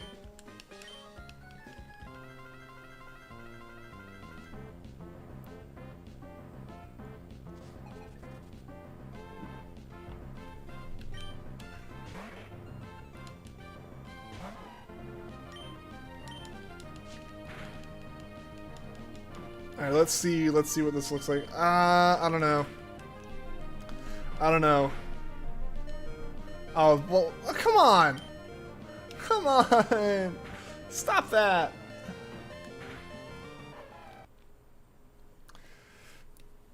Been doing this for almost 4 years. Yeah, I've been streaming since 2017. It's been almost 4 years now. It's crazy to think about. The bully is back. This one's gonna be a bully. I can already tell. It's going to be close just based off HP. I'm hoping that the way it's working out is not me barely, like... I'm going to be lower HP. Hit for hit, I'm going to be lower at the end of the turns. I outspeed. So just as long as Mudkip's last hit that it gets in doesn't say... Oh my god! What does it do? Why does it crit? Like, why are crits so close together? Is really my question more than anything. It's like, why is this Mudkip critting so much? Why does this one get to crit, but like, we'll go through like 3 or 4 that don't? Did it with a Fortress, Ariados, Ekans, Viper, Tyranitar, the contest ribbons in Gen 3 and 4 easy, but the battle tower ribbons are a nightmare. That's kind of the like thing that I've gathered. Generally, like, getting any of the things that don't require battle tower is fine, and then you do battle tower and it's just a nightmare. AI is busted. It seems like it. Just let me be the one that gets crits. Come on.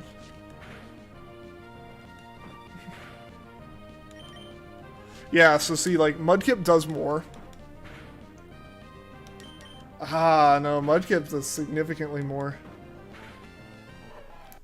Alright, we have to Growl. We have to use Growl to beat this Mudkip. Like, that's just inevitable. It has to be. We have to use Growl for it.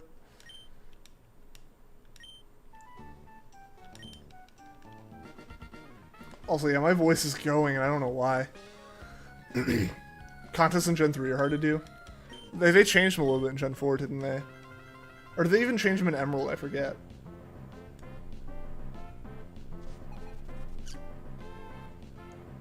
World Ability Ribbon is no longer available in Gen 4 due to the Wi-Fi being down. RIP. That's unfortunate.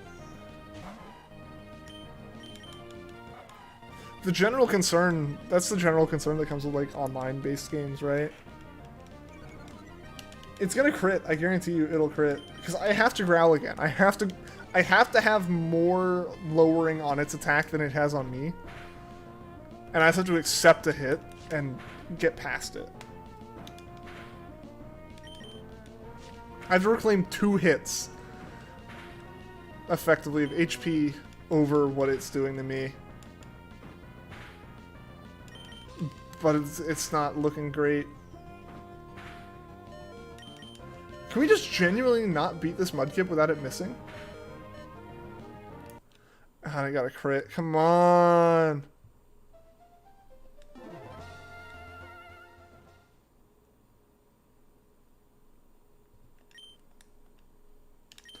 Alright, we're gonna try one more time just growling. Otherwise, I actually think we're gonna have to like go level up once. Because that's the thing, if you level up at all before this May fight, it's no problem. But because we do we run from every encounter before it to save time. Alright, I need to growl. I need it to not growl on me. And I would really like for it to miss at least once.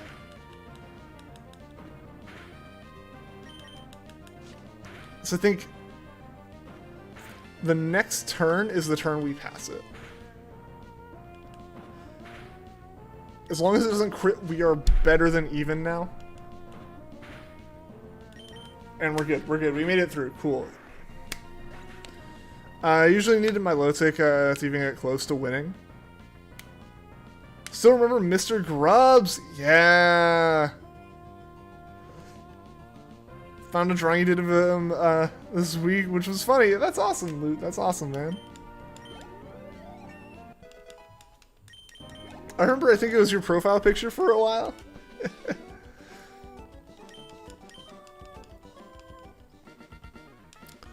Also, guys, like I said, this will be my last encounter just because we've hit the 2-hour mark. My throat's killing me for some reason. The Mudkips were a bully today, so it shut us down. It lowered our like encounters by 1. But guys, I'm gonna go ahead and mention this just so everyone knows. Tomorrow on Discord, so join the Discord if you're not in it and you want to do this. We'll be doing signups again for the next battle tournament, or we'll be opening them up. I need to figure out exactly the best way to go about that. But the idea will be we'll start a new battle tournament on... It won't be this weekend, but it'll be the next weekend. So signups will run from tomorrow through like next Thursday. To get everyone in. We'll probably be doing metronome battles to have a more fun and lighthearted one that anyone can participate in. You don't have to be like ridiculously good with, you know, Pokemon battle mechanics or anything. It's metronome only. The only move you can use is metronome, and basically it's just fun chaos and stuff. We had a blast streaming it on Saturday this past week. It was a lot of fun. Peter won. He got himself a role in Discord that he will have to fight to defend if he would like, basically, and whoever wins the tournament gets that role until the next tournament. So we got that. That's the prize I can give. Juan gave Peter a shiny. I can't promise that every time, but it's a lot of fun. So I'd love to have you guys there. So join up in the Discord down below or linked by Nightbot somewhere. Voice crack, right? That's why I need a break, man. I gotta go like drink something soothing. Your drawings are crappy right now, and you need to post more. I would love to see more of your drawings, Juan. Sucked at drawing back in the day. You always got to start somewhere, man. Always got to start somewhere. All right, let's get this thing restarted.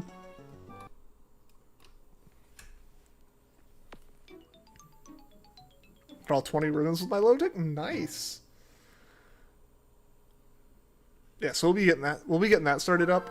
I also want to start doing other hunts aside from just Jirachi at some point, ideally soon. Like other like older hunts and stuff, and like just start mixing it up a bit more. So yeah, like definitely join the Discord to kind of have a role in that. Also, still a thing to note: we're 2 members away, guys. We're 2 members away from unlocking the next emote. Juan has drawn us a Palisand emote, reference to one of our Dynamax adventures. That's going to be our next emote, probably. Yeah, so that'll be our next emote once we get to that level. Also, if you become a member, you get access to the member Minecraft realm that we have going. You have a shiny Grubbin that you will give. Yo, Just Art, thank you so much, man. You guys are so generous with that. A shame you can't do stuff on Saturdays, or else you'd probably sign up Metronome Battles or up your alley. Yeah, it is unfortunate. I mean, Saturday's like the day I can like make sure like as many people as possible can make it. So yeah, I get that. It's unfortunate, when like someone's got to have the schedule that like doesn't quite line up. You're the most skilled metronome battler at using explosion. Prefer Kanto Weezing more than Galar Weezing. I like the design of Galarian Weezing. It's not the best for sure, but I think it really fits. I love it as far as like their kind of references to Industrial Revolution and everything. I think it works really well. And like the pollution reference and whatnot. I like it. I like it a lot. Also, I'm going to go ahead and check here, guys, and see if there's anyone we can raid.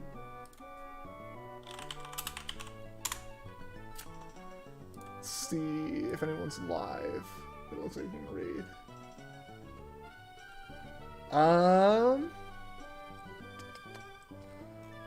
Trying to see. We can raid Shiny Shack again. Let's raid them. So we got a raid going, guys. Let's check this last Jirachi. Let's see what we got. Still, you have to figure out your Mojang account. Yeah, just let me know when you do Vanillix, and I'll get you added to the realm.